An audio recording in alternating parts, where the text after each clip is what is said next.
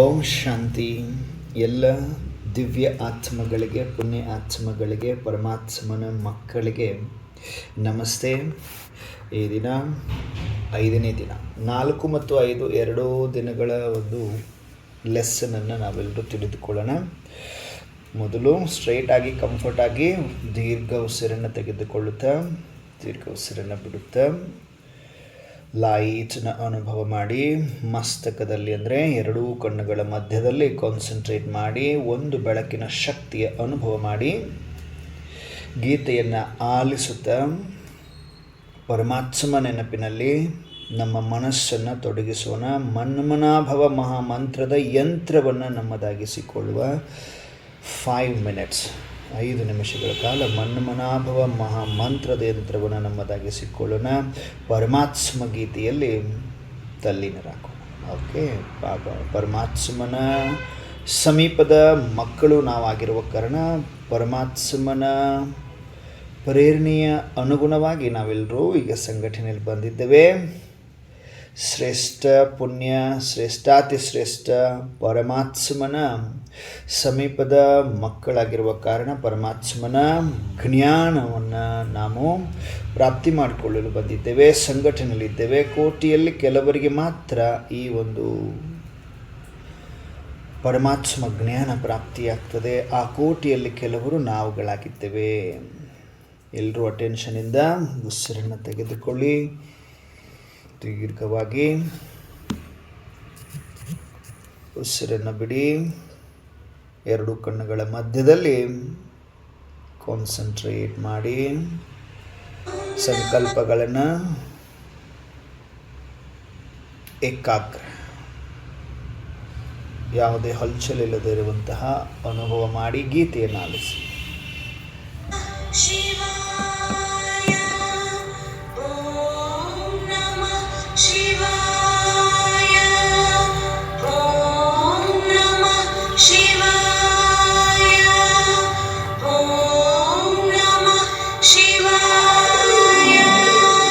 ಓಂಕಾರ ರೂಪನಾಗಿ ನಿತ್ಯ ಶಿವ ಸುಂದರನಾದ,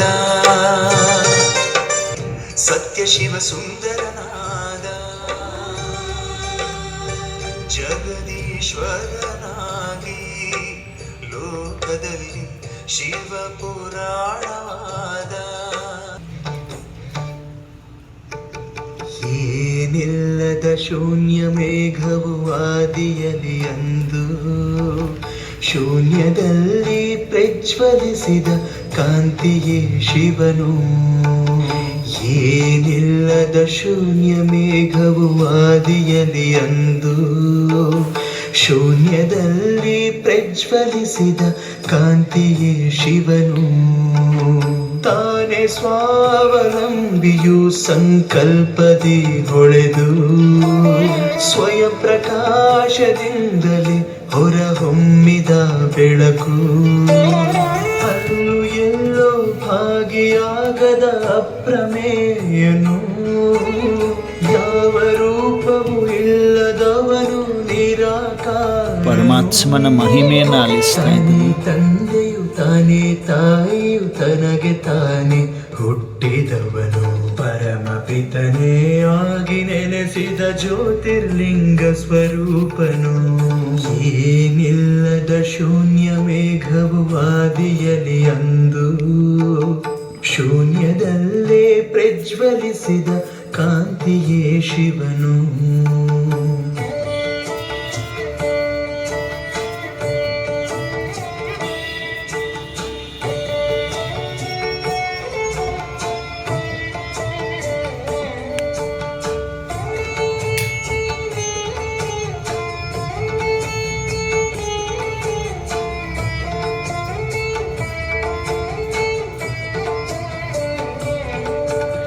ಪರಮನಾದ ಆತ್ಮನು, ಆ ಜ್ಯೋತಿಯೇ ಪರಮಾತ್ಮನು.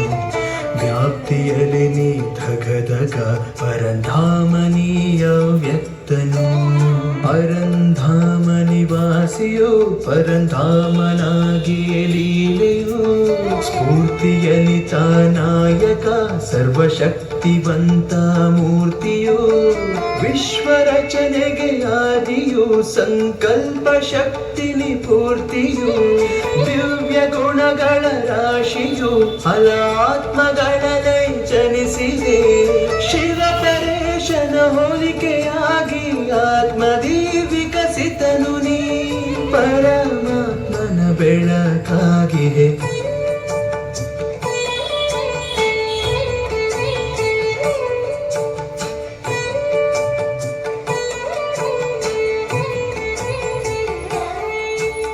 ಶಿವನ ಮೂಲಕವಾಗಿಯೇ ವಿಶ್ವವೆಲ್ಲೆಡೆ ಹರಡಿದೆ ಅಂಡಪಿಂಡಗಳೆಲ್ಲವೂ ಅಖಿಲಾಂಡವೆಲ್ಲವೂ ಜನಿಸಿತು ಅವನ ಚೇತನ ತತ್ವವೇ ಗ್ರಹ ಸೂರ್ಯ ತಾರೆಗಳ ಕಾಂತಿಯು ಪಂಚಭೂತಗಳೆಲ್ಲವ ಪರಮಾತ್ಮನೇ ಸೃಷ್ಟಿಸಿದನು ಪಂಚಭೌತಿಕ ದೇಹದಿ ಜೀವಾತ್ಮವೊಂದು ಜನಿಸಿತು ಎಲ್ಲವೂ ಅವನದೇ ಅವನಿಲ್ಲದೇನು ಇಲ್ಲವು ಸೃಷ್ಟಿಯೆಲ್ಲವೂ ನಮ್ಮದೇ ಅವನದೇನು ಇಲ್ಲವೋ ವಿಶ್ವರಹಸ್ಯವ ವಿವರಿಸಿದರು. ಎರಡು ಕಣ್ಣುಗಳ ಮಧ್ಯದಲ್ಲಿ ನಾನೊಂದು ಚೈತನ್ಯ ಶಕ್ತಿ ಈ ಶರೀರವನ್ನು ನಡೆಸುವ ತಾಕತ್ತು, ಶರೀರವೆಂಬ ಯಂತ್ರವನ್ನು ನಡೆಸುವ ಸ್ವಿಚ್ ನಾನಾತ್ಮ. ಹಣೆಯ ಮಧ್ಯದಲ್ಲಿ ನಾನಾತ್ಮ ವಿರಾಜಮಾನನಾಗಿದ್ದೇನೆ. ಕಿವಿಯಿಂದ ಕೇಳಿಸಿಕೊಳ್ತೇನೆ, ಬಾಯಿಂದ ಮಾತನಾಡ್ತೇನೆ, ಕಣ್ಣಿಂದ ನೋಡ್ತೇನೆ. ಹಾಗಾದರೆ ನಾನು ಒಂದು ಆತ್ಮ ಚೈತನ್ಯ ಶಕ್ತಿ ಈ ಶರೀರಕ್ಕೆ ಮಾಲೀಕನಾಗಿದ್ದೇನೆ, ಕರ್ಮ ಇಂದ್ರಿಯಗಳಿಗೆ ಮಾಲೀಕನಾಗಿದ್ದೇನೆ. ಕರ್ಮ ಇಂದ್ರಿಯಗಳಿಗೆ ಮಾಲೀಕ ನಾನಾತ್ಮ ಶಾಂತ ಸ್ವರೂಪನಾಗಿದ್ದೇನೆ. ಎಲ್ಲ ಸಂಕಲ್ಪಗಳು ನಿಧಾನವಾಗಿ ಸಂಕುಚಿತಗೊಳ್ತಾ ಇದ್ದಾವೆ. ಅರ್ಥಾತ್ ಸಂಕಲ್ಪಗಳ ಹೈ ಸ್ಪೀಡ್, ಸಂಕಲ್ಪಗಳು ಸ್ಲೋ ಸ್ಪೀಡ್ಗೆ ಬರ್ತಾ ಇದೆ. ನಿಧಾನವಾಗಿ ಸಂಕಲ್ಪಗಳು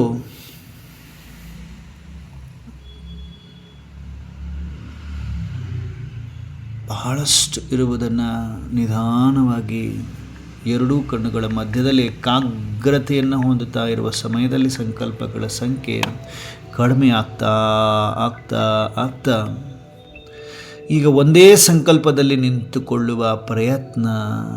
ನಾನಾತ್ಮ ಶರೀರಕ್ಕೆ ಮಾಲೀಕ ಚೈತನ್ಯ ಶಕ್ತಿ. ನಾನಾತ್ಮದಲ್ಲಿ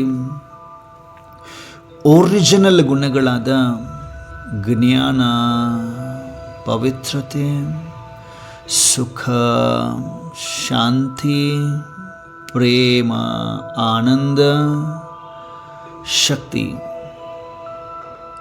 ಇವುಗಳಷ್ಟೇ ನನಗೆ ಜಾಗೃತ ಅವಸ್ಥೆಯಲ್ಲಿ ಕಂಡು ಬರ್ತಾ ಇದೆ.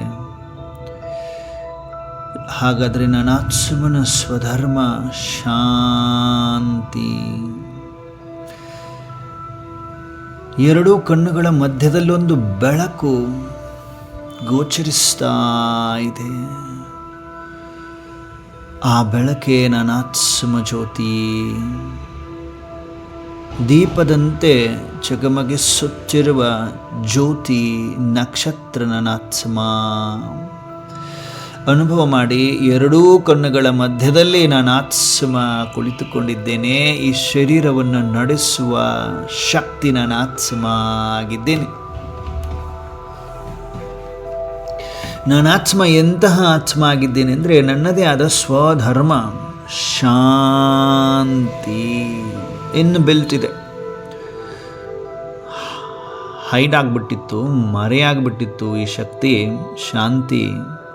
ಅಲ್ಲಿ ಇಲ್ಲಿ ಎಲ್ಲೂ ಇಲ್ಲ ಶಾಂತಿ. ನಾನಾತ್ಮನ ಒರಿಜಿನಲ್ ಗುಣನೇ ಶಾಂತಿ ಇದೆ, ಸ್ವಧರ್ಮವೇ ಶಾಂತಿ ಇದೆ. ಶಾಂತಿ ಜಾಗೃತ ಅವಸ್ಥೆಗೆ ಬಂದಿದೆ. ಎಲ್ಲ ವ್ಯರ್ಥ ಸಂಕಲ್ಪಗಳು ಝೀರೋ ಆಗಿದೆ. ಒಂದೇ ಸಮರ್ಥ ಸಂಕಲ್ಪವನ್ನು ರಚನೆ ಮಾಡಿದ್ದೇನೆ. ಹಣೆಯ ಮಧ್ಯದಲ್ಲಿ ನಾನಾತ್ಮ ಶಾಂತ ಸ್ವರೂಪನಾಗಿದ್ದೇನೆ. ಜ್ಞಾನ ಸ್ವರೂಪನಾಗಿದ್ದೇನೆ. ನಾನಾತ್ಮ ಸುಖ ಸ್ವರೂಪನಾಗಿದ್ದೇನೆ. ನಾನಾತ್ಮ ಪ್ರೇಮ ಸ್ವರೂಪನಾಗಿದ್ದೇನೆ. ಎರಡೂ ಕಣ್ಣುಗಳ ಮಧ್ಯದಲ್ಲಿ ನೋಡ್ತಾ ನೋಡ್ತಾ ಈ ಸ್ವಮಾನವನ್ನು ಜಾಗೃತ ಅವಸ್ಥೆಗೆ ತರ್ತಾ ಇದ್ದೇನೆ. ನಾನಾತ್ಮ ಪ್ರೇಮ ಸ್ವರೂಪನಾಗಿದ್ದೇನೆ. ಶಕ್ತಿ ಸ್ವರೂಪನಾಗಿದ್ದೇನೆ. ಆನಂದ ಸ್ವರೂಪನಾಗಿದ್ದೇನೆ. ನನ್ನ ಕಾನ್ಸಂಟ್ರೇಷನ್ ಕಂಪ್ಲೀಟ್ಲಿ ಭ್ರುಕುಟಿಯ ಮಧ್ಯದಲ್ಲಿ, ಅಂದರೆ ಹಣೆಯ ಮಧ್ಯದಲ್ಲಿದೆ. ಶರೀರದ ಭಾನ ಝೀರೋ ಆಗಿ ಹಣೆಯ ಮಧ್ಯದಲ್ಲಿದ್ದಂತಹ ನನ್ನ ಆತ್ಮ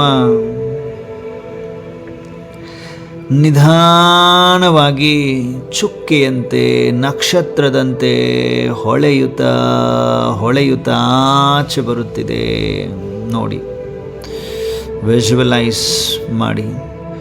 ಈಗ ನನ್ನ ಮಸ್ತಕದಲ್ಲಿ ಒಂದು ಬಿಂದು ಇದೆ. ಆ ಬಿಂದುವೇ ನನ್ನ ಆತ್ಮ. ಈಗ ನಕ್ಷತ್ರದಂತೆ ಹೊಳೆಯುತ್ತಾ ಬಿಂದು ಹೊರಗಡೆ ಬಂದಿದೆ. ನೋಡ್ತಾ ಇದ್ದೇನೆ ಅಂತರ್ಚಕ್ಷುಗಳಿಂದ. ನಾನಾತ್ಮ ಬಿಂದು ನಕ್ಷತ್ರ ಈಗ ನನ್ನ ಸ್ಥೂಲ ಶರೀರವನ್ನು ಸುತ್ತು ಹಾಕ್ತಾ ಇದ್ದೇನೆ. ಸುತ್ತು ಹಾಕಿ ಒಂದು ಬಿಂದು ಈ ಸ್ಥೂಲ ಸಾಕಾರ ಭೌತಿಕ ಶರೀರವನ್ನು, ಫಿಸಿಕಲ್ ಬಾಡಿಯನ್ನು ಸುತ್ತು ಹಾಕುತ್ತಿದೆ. ಒಂದು ನಕ್ಷತ್ರ ನಾನಾತ್ಮ ಜ್ಯೋತಿ ಬಿಂದು ಅನುಭವ ಮಾಡುತ್ತಾ ಶರೀರವನ್ನು ಸುತ್ತು ಹಾಕುತ್ತಾ ಶಾಂತಿಯ ಅನುಭವದಲ್ಲಿ ನಿಧಾನವಾಗಿ ಶರೀರವನ್ನು ಸುತ್ತು ಹಾಕುತ್ತಾ ನಕ್ಷತ್ರದಂತೆ ಹೊಳೆಯುತ್ತಾ ನಾನಾತ್ಮ ಮನೆಯ ಕಿಟಕಿಯ ಮುಖಾಂತರ ಆಚೆ ಹೊರಟಿದ್ದೇನೆ.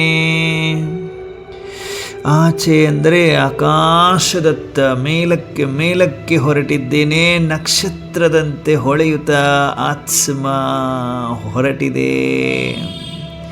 ಆಕಾಶದಲ್ಲಿ ಸೂರ್ಯ ಅಂದ ತಕ್ಷಣ ಸೂರ್ಯ ಕಾಣಿಸ್ಬೇಕು. ವಿಜುವಲೈಸ್ ಮಾಡಿಕೊಡ್ರಿ. ನೋಡ್ತಾ ಇದ್ವಿ, ಸೂರ್ಯನನ್ನೆಲ್ಲರೂ ನೋಡಿದ್ವಿ. ಹೇಗೆ ನೋಡೋದು? ಆತ್ಮದಲ್ಲಿ ಅಂತರ್ಚಕ್ಷು ಇದೆ. ಅಂತರ್ಚಕ್ಷುವಿಂದ ನೋಡ್ತಾ ಇದ್ದೀನಿ ಸೂರ್ಯ. ಚಂದ್ರನ ನೋಡ್ತಾ ಇದೆ ಅಂತರ್ಚಕ್ಷುಗಳಿಂದ. ನಕ್ಷತ್ರ ತಾರಾಗಣವನ್ನು ನೋಡ್ತಾ ಮುಗುಳ್ನಗ್ತಾ ಅಂತರ್ಚಕ್ಷುಗಳಿಂದ ನೋಡ್ತಾ ಇನ್ನಷ್ಟು ಆಕಾಶ ತತ್ವವನ್ನು ಪಾರು ಮಾಡುತ್ತಿದ್ದೇನೆ. ಅನುಭವ ಮಾಡಿ. ಬಿಳಿಯಾದ ಮೋಡಗಳನ್ನು ಪಾರು ಮಾಡಿ, ಸೂರ್ಯಚಂದ್ರ ನಕ್ಷತ್ರ ತಾರಾಗಣವನ್ನು ಪಾರು ಮಾಡಿ ಇನ್ನೊಂದು ಲೋಕವನ್ನು ತಲುಪುತ್ತಾ ಇದ್ದೇನೆ. ಸೂಕ್ಷ್ಮಲೋಕ, ದೇವಲೋಕ ಅಂತೀರಿ.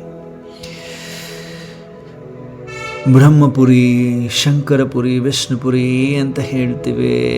ಈ ಲೋಕವನ್ನು ಪಾರು ಮಾಡಿ ನಾನಾತ್ಮ ನಕ್ಷತ್ರದಂತೆ ಬಿಂದು ಹೊರಟಿದೆ.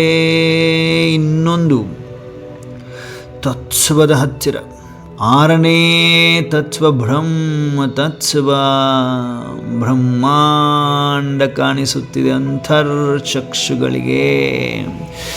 ದೂರದಿಂದನೇ ಕಾಣಿಸ್ತಾ ಇದೆ. ಸೂಕ್ಷ್ಮವತನವನ್ನು ಪಾರು ಮಾಡುವ ಸಮಯದಲ್ಲೇ ಕಾಣಿಸ್ತಾ ಇದೆ. ತತ್ವ ಬ್ರಹ್ಮಾಂಡ ಹೊಳಿತಾ ಇದೆ. ನಾಲ್ಕು ಕಡೆ ಕೆಂಪು ಮಿಶ್ರಿತ ಬಂಗಾರದ ಕಿರಣಗಳನ್ನು ಹೊಂದಿರುವ ತತ್ವ ಬ್ರಹ್ಮಾಂಡವು ನನಗೆ ಬಹಳಷ್ಟು ಆಕರ್ಷಣೆ ಆಗ್ತಾ ಇದೆ ಈ ಬ್ರಹ್ಮತತ್ವದ ಕಡೆ. ನಾನಾತ್ಮ ಬಿಂದು ನಕ್ಷತ್ರದಂತೆ ಹೊಳೆಯುತ್ತಾ ಈ ಬ್ರಹ್ಮತತ್ವದ ಕಡೆ ಆಕರ್ಷಿತವಾಗ್ತಾ ಇದೆ. ನಾನಾತ್ಮ ಆಕರ್ಷಿತವಾಗುತ್ತಿದೆ. ಆತ್ಮ ಬ್ರಹ್ಮತತ್ವ ಕೆಂಪು ಕೆಂಪು ಮಿಶ್ರಿತ ಬಂಗಾರದ ಕಿರಣಗಳನ್ನು ಒಳಗೊಂಡಿದೆ. ಬ್ರಹ್ಮತತ್ವಕ್ಕೆ ಸಮೀಪಿಸುತ್ತಿದ್ದೇನೆ. ಸಮೀಪಿಸಿದ್ದಂತೆ ನನ್ನ ಹಾಗೆಯೇ ಕೋಟ್ಯಾನುಕೋಟಿ ಆತ್ಮಗಳಿದ್ದಾರೆ. ಮಣಿಗಳ ತರಹ ಹೊಳೆಯುತ್ತಿದ್ದಾರೆ. ಆತ್ಮಗಳನ್ನೆಲ್ಲ ಪಾರು ಮಾಡುತ್ತಿದ್ದೇನೆ. ಒಂದು ಚಿತ್ರ ಅಂತರ್ಚಕ್ಷುಗೆ ಗೋಚರಿಸ್ತಾ ಇದೆ. ಓಲ್ಟಾ ಕಲ್ಪವೃಕ್ಷ. ವೃಕ್ಷ ಹೇಗಿರ್ತದೆ ನಾವು ನೋಡಿದಾಗ ಸ್ಟ್ರೈಟ್ ಇರ್ತದೆ. ಇಲ್ಲಿ ಓಲ್ಟಾ ಕಲ್ಪವೃಕ್ಷ ಇದೆ. ಬೀಜ ಹೈಯೆಸ್ಟ್ ಆನ್ ಹೈ ಸ್ಟೇಜಲ್ಲಿದೆ. ಈ ರೆಂಬೆ ಕೊಂಬೆಗಳೆಂಬ ಆತ್ಮಗಳನ್ನು ನೋಡ್ತಾ ಇದ್ದೀನಿ. ಮಣಿಯಂತೆ ಹೊಳಿತಾ ಇದ್ದಾರೆ. ನಾನು ಈ ಮಣಿಗಳನ್ನು ಪಾರು ಮಾಡುತ್ತಾ, ಅರ್ಥಾತ್ ರೆಂಬೆ ಕೊಂಬೆಗಳನ್ನು ಪಾರು ಮಾಡುತ್ತಾ, ಉಲ್ಟಾ ಕಲ್ಪವೃಕ್ಷ ಇರುವ ಕಾರಣ ಬೀಜವು ಎತ್ತರದಲ್ಲಿದೆ, ರೆಂಬೆ ಕೊಂಬೆಗಳೆಲ್ಲ ಕೆಳಗಡೆ ಇದೆ. ನಾನಾತ್ಮನು ರೆಂಬೆ ಕೊಂಬೆಗಳನ್ನು ಪಾರು ಮಾಡುತ್ತಾ ಬೀಜದ ಸಮೀಪ ತಲುಪುತ್ತಿದ್ದೇನೆ. ಬೀಜದ ಸಮೀಪ ತಲುಪಿದ್ದೇನೆ. ಬ್ರಹ್ಮತತ್ವದಲ್ಲಿ, ಬ್ರಹ್ಮಾಂಡದಲ್ಲಿ, ಬ್ರಹ್ಮಲೋಕದಲ್ಲಿ ಓಲ್ತಾ ಕಲ್ಪವೃಕ್ಷ, ಕಲ್ಪವೃಕ್ಷದ ಪತಿ, ಕಲ್ಪವೃಕ್ಷದ ಬೀಜ ನನ್ನಂತರ್ಚಕ್ಷುಗಳಿಗೆ ಕಾಣಿಸುತ್ತಿದ್ದಾರೆ. ಬ್ರಹ್ಮಾಂಡಕ್ಕೆ ಮಾಲೀಕನಾದ ಮಹಾಜ್ಯೋತಿಯು ಅಂತರ್ಚಕ್ಷುಗಳಿಗೆ ಬ್ರಹ್ಮಾಂಡಕ್ಕೆ ಮಾಲೀಕ, ಬ್ರಹ್ಮತತ್ವಕ್ಕೆ ಮಾಲೀಕನಾದ ಪರಮೇಶ್ವರನು, ಪರಮಾತ್ಮನು, ಶಿವ ಪರಮಾತ್ಮ ಮಹಾಜ್ಯೋತಿಯು ಕಾಣಿಸುತ್ತಿದೆ. ಅಖಂಡ ಜ್ಯೋತಿ, ಜಾಗಂತಿ ಜ್ಯೋತಿ, ಜಗಮಗಿಸುತ್ತಿರುವ ಜ್ಯೋತಿಯೊಂದು ಗೋಚರಿಸುತ್ತಿದೆ ನನ್ನ ಅಂತರ್ಚಕ್ಷುಗಳಿಗೆ. ತೇಜೋಮಯ ತೇಜಸ್ಸು, ಸಾವಿರಾರು ಸೂರ್ಯನಿಗಿಂತಲೂ ತೇಜಸ್ಸು, ಶಕ್ತಿಯನ್ನು ಹೊಂದಿರುವ ಜ್ಞಾನ ಸೂರ್ಯ ಶಿವಬಾಪ, ಶಿವ ಪರಮಾತ್ಮ ಮಹಾಜ್ಯೋತಿಯು ನನ್ನ ಅಂತರ್ಚಕ್ಷುಗಳಿಗೆ ಗೋಚರಿಸಿದ್ದಂತೆ ಈ ಜ್ಞಾನ ಸೂರ್ಯನ ಅತ್ಯಂತ ಸಮೀಪದಲ್ಲಿ ಕುಳಿತುಕೊಳ್ಳಲು ಅನುಭವಕ್ಕೆ ಬರ್ತಾ ಇದೆ. ಬೀಜದ ಸಮೀಪದಲ್ಲಿ ಕುಳಿತ ತಕ್ಷಣ ಬೀಜದ ಸಮಾನ ಮಾಸ್ಟರ್ ಬೀಜ ಸ್ವರೂಪ, ಸೂರ್ಯನ ಸಮಾನ ಮಾಸ್ಟರ್ ಜ್ಞಾನ ಸೂರ್ಯನಾಗಿ ಜಗಮಗಿಸಲಾರಂಭಿಸುತ್ತಿದ್ದೇನೆ. ಮನಾಭವಸ್ಥೆ, ಮನಾಭವಸ್ಥೆ ಎಂದರೆ ಮನಸ್ಸನ್ನು ಅಖಂಡ ಜ್ಯೋತಿ, ಜಾಗಂತಿ ಜ್ಯೋತಿಯಾದ ಈಶ್ವರನ ಜೊತೆಗೆ ಅಂಟಿಸಿಕೊಂಡಿದ್ದೇನೆ. ಮನಾಭವ. ನಾವೆಲ್ಲರೂ ಜ್ಞಾನ ಸೂರ್ಯನನ್ನು, ಪರಮ ಈಶ್ವರನನ್ನು, ಪರಮ ಆತ್ಮನನ್ನು ಅತ್ಯಂತ ಸಮೀಪದಲ್ಲಿ ಅಂತರ್ಚಕ್ಷುಗಳಿಂದ ನೋಡುತ್ತಾ ತೇಜೋಮಯ ತೇಜಸ್ಸನ್ನು ಅನುಭವ ಮಾಡುತ್ತಾ ಜ್ಞಾನ ಸೂರ್ಯ ಪರಮಾತ್ಮನಲ್ಲಿರುವ ತೇಜಸ್ಸು ಪ್ರಜ್ವಲಿಸುತ್ತಿರುವ ತಾಕತ್ತು, ಶಕ್ತಿ, ಕರೆಂಟ್ ನಾನಾತ್ಮಕ್ಕೆ ತಾಕುತ್ತಿದೆ. ನಾನಾತ್ಮದಲ್ಲಿರುವ ಎಲ್ಲ ಕಲೆಗಳು ಭಸ್ಮ ಭಸ್ಮವಾಗಿ ಆತ್ಮಕ್ಕೆ ಹಿಡಿದಿರುವ ತುಕ್ಕು ಕ್ಲೀನ್ ಆಗುತ್ತಿದೆ, ಮೆಲ್ಟ್ ಆಗ್ತಾ ಇದೆ. ಪರಮಾತ್ಮ ಜ್ಞಾನ ಸೂರ್ಯನ ಅಗ್ನಿಯಲ್ಲಿ ಭಸ್ಮವಾಗಿ ಆತ್ಮ ಒಳಗಡೆ ಅಡಗಿಕೊಂಡಿತ್ತು, ಸುತ್ತಲೂ ಜಂಕ್ ತುಂಬಿಕೊಂಡಿತ್ತು, ಒಳಗಡೆ ವಜ್ರದಂತೆ ಹಾಗೇ ಇದೆ. ಯಾವಾಗ ಜ್ಞಾನ ಸೂರ್ಯನ ಬಳಿ ಬಂದೆ, ಜ್ಞಾನ ಸೂರ್ಯನ ಶಾಖ ಅಗ್ನಿ ನನ್ನ ಆತ್ಮಕ್ಕೆ ತಾಕಿ ತಾಕಿ ತಾಕಿ ಆತ್ಮನ ಸುತ್ತಲೂ ಆವರಿಸಿಕೊಂಡಿರುವ ಜಂಕ್ ತುಕ್ಕು ಮೆಲ್ಟ್ ಆದಂತೆ ಕರಗಿ ಹೋದಂತೆ ಆತ್ಮ ಒರಿಜಿನಲ್ ಅವಸ್ಥೆಗೆ, ಆತ್ಮನ ಒರಿಜಿನಲ್ ಗುಣಗಳೆಲ್ಲ ಜಾಗೃತ ಅವಸ್ಥೆಗೆ ಬರುತ್ತಿವೆ. ಚಗಮಗಿಸುತ್ತಿದೆ ಬಂಗಾರದಂತೆ, ಪವಿತ್ರ ಬಂಗಾರದಂತೆ ನನ್ನ ಆತ್ಮ ಸ್ವಚ್ಛ ಶುದ್ಧವಾಗಿದ್ದೇನೆ.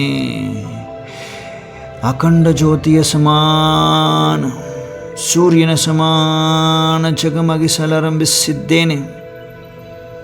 ಆತ್ಮರೂಪಿ ಬ್ಯಾಟರಿ ಚಾರ್ಜ್ ಆಗುತ್ತಿದೆ, ಕರೆಂಟ್ ಆತ್ಮದಲ್ಲಿ ಹರಿಯುತ್ತಿದೆ.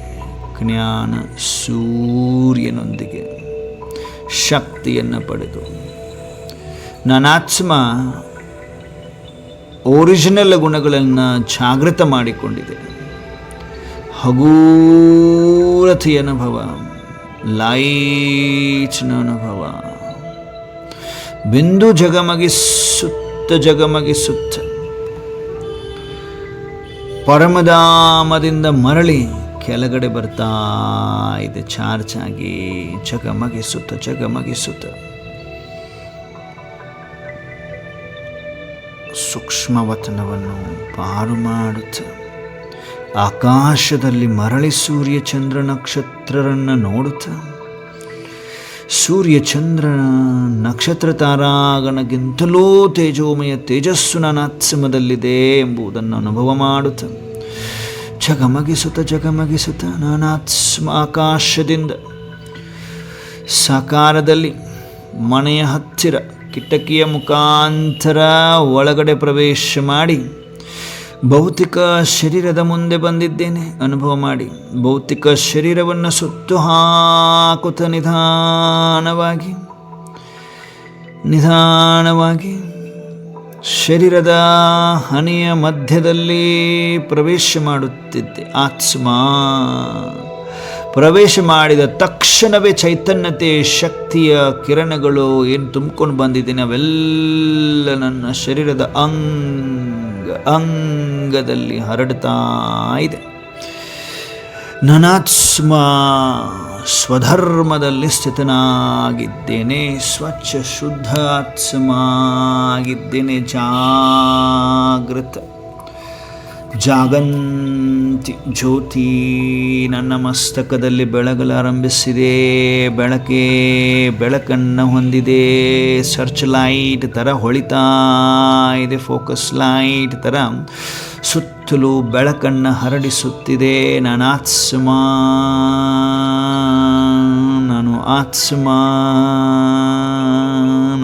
ಆತ್ಮ ಮಸ್ತಕದಲ್ಲಿ ಅನುಭವ ಮಾಡಿ, ಹೊಳಿತಾ ಇರುವ ಅನುಭವ ಮಾಡಿ, ಜಗಮಗಿಸುತ್ತಿರುವ ಅನುಭವ ಮಾಡಿ. ನಾನು ಆತ್ಮ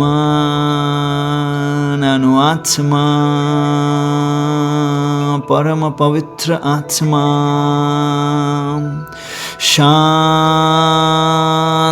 ಸ್ವರೂಪ ಆತ್ಮ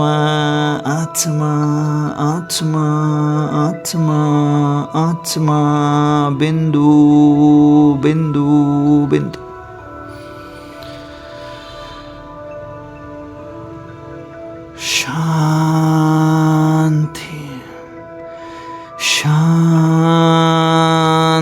ಶಾಂತಿ ಅನುಭೂತಿ. ಏಕಾಗ್ರ ಚಿತ್ತ. ಈಗ ನನ್ನ ಆತ್ಮ ಏಕಾಗ್ರ ಚಿತ್ತನಾಗಿದ್ದೀನಿ. ದೀರ್ಘ ಉಸಿರನ್ನು ತೆಗೆದುಕೊಳ್ಳಿ, ಉಸಿರನ್ನು ಬಿಡಿ ನಿಧಾನವಾಗಿ. ಓಂ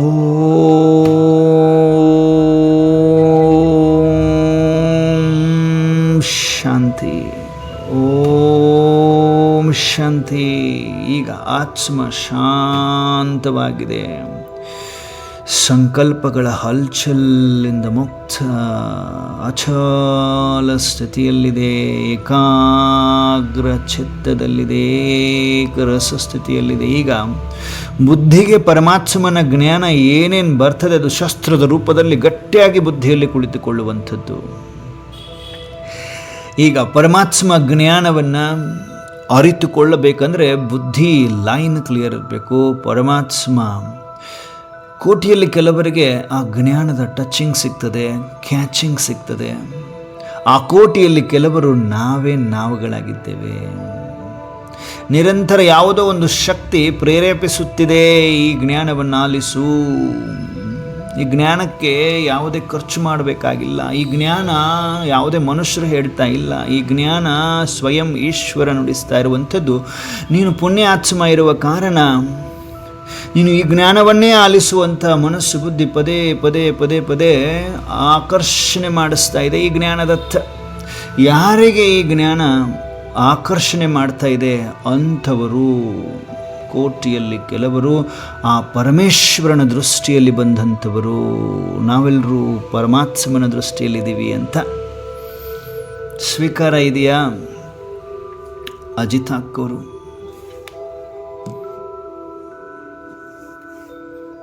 ಸ್ವೀಕಾರ ಇದೆಯಾ? ಜಯರಾಮ್ ಅನ್ನೋರು, ಶಶಿ ಅಕ್ಕವರು, ಲಕ್ಷ್ಮಿ ಅಕ್ಕವರು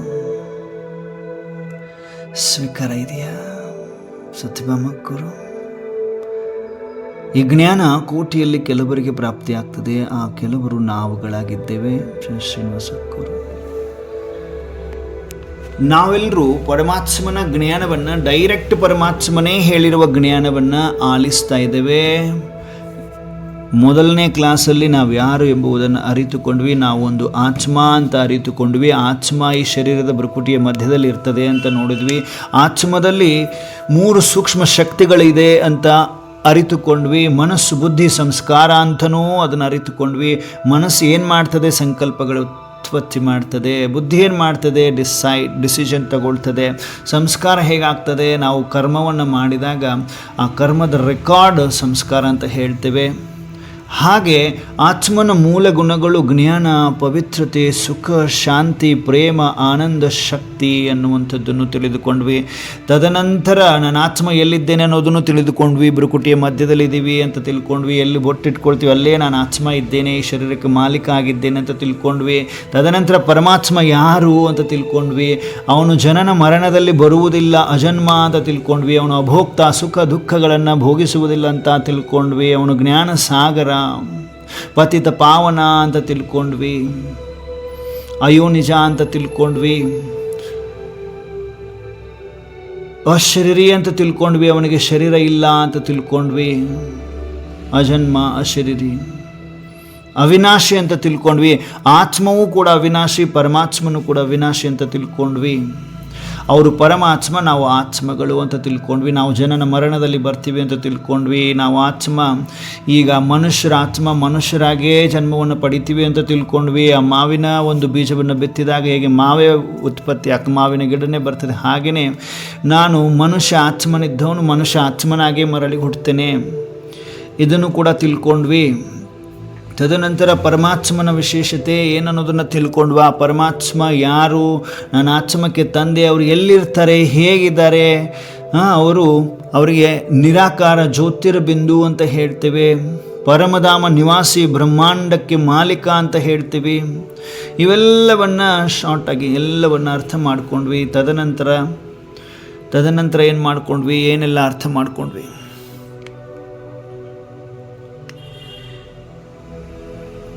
ಸೃಷ್ಟಿ ಚಕ್ರದ ಬಗ್ಗೆ ತಿಳಿದುಕೊಂಡ್ವಿ.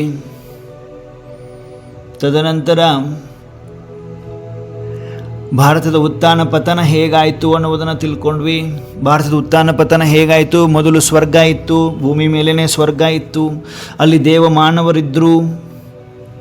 ತಿಳ್ಕೊಂಡ್ವಲ್ವಾ? ದೇವಮಾನವರಿದ್ದರು. ದೇವಮಾನವರು ನಾವೇ ಆಗಿದ್ವಿ. ಅಲ್ಲಿ ವೈಕುಂಠ ಅಂತ ಕರಿತಿದ್ವಿ, ಸ್ವರ್ಗ ಅಂತ ಕರಿತಿದ್ವಿ, ಸತ್ಯುಗ ಅಂತ ಕರಿತಿದ್ವಿ, ಸೂರ್ಯವಂಶ ಚಂದ್ರವಂಶ ಅಂತ ಕರಿತಿದ್ವಿ, ಸತ್ಯ ತ್ರೇತಾಯುಗ ಅಂತ ತಿಳ್ಕೊಳ್ತಿದ್ವಿ, ಮತ್ತು ಯುಗಗಳು 4 ಅಂತಲೂ ತಿಳ್ಕೊಂಡ್ವಿ. 4 ಯುಗಗಳಲ್ಲಿ ಹರೀಶನ ಏನು ಆನ್ಸರ್ ಮಾಡಿದ್ರಿ? 4 ಯುಗಗಳ ಬಗ್ಗೆ ಹೇಳಿದ್ರಿ. 4 ಯುಗಗಳಿಂದ ನಾವು ಹೇಗೆ ನಾವು ಹಿಸ್ಟ್ರಿ ಜಿಯೋಗ್ರಫಿ ಹೇಗೆ ರಿಪೀಟ್ ಆಗ್ತದೆ, ಭೂಗೋಳ ಇತಿಹಾಸ ಭೂಗೋಳ ಹೇಗೆ ರಿಪೀಟ್ ಆಗ್ತದೆ. ಭಾರತ ಖಂಡೇ ಅಂತ ಹೇಳಲಾಗ್ತದೆ, ಭರತ ಖಂಡೇ ಅಂತ ಇತ್ತು, ಆಮೇಲೆ ಏನಾಗ್ತದೆ, ಖಂಡಗಳು ಛಿದ್ರ ಛಿದ್ರ ಆಗ್ತವೆ, ಬೇರೆ ಬೇರೆ ಬೇರೆ ಖಂಡಗಳಾಗಿ ಪರಿವರ್ತನೆ ಆಗ್ತವೆ. ಭರತ ಖಂಡೇ ಅಂದರೆ ಪರಮಾತ್ಮ ಈ ಭರತ ಖಂಡದಲ್ಲಿ ಬರ್ತಾರೆ. ಒಂದೇ ಖಂಡ ಸ್ವರ್ಗ ಅಂತ ಇತ್ತಲ್ವ, ಸ್ವರ್ಗದಲ್ಲಿ ನಾವೇ ದೇವಮಾನವರಾಗಿದ್ವಿ, ಅಲ್ಲಿ ಯಾವುದೇ ಕುಂದು ಕೊರತೆಗಳಿರಲಿಲ್ಲ, ಬಂಗಾರದ ಮಹಲ್ಗಳಿತ್ತು,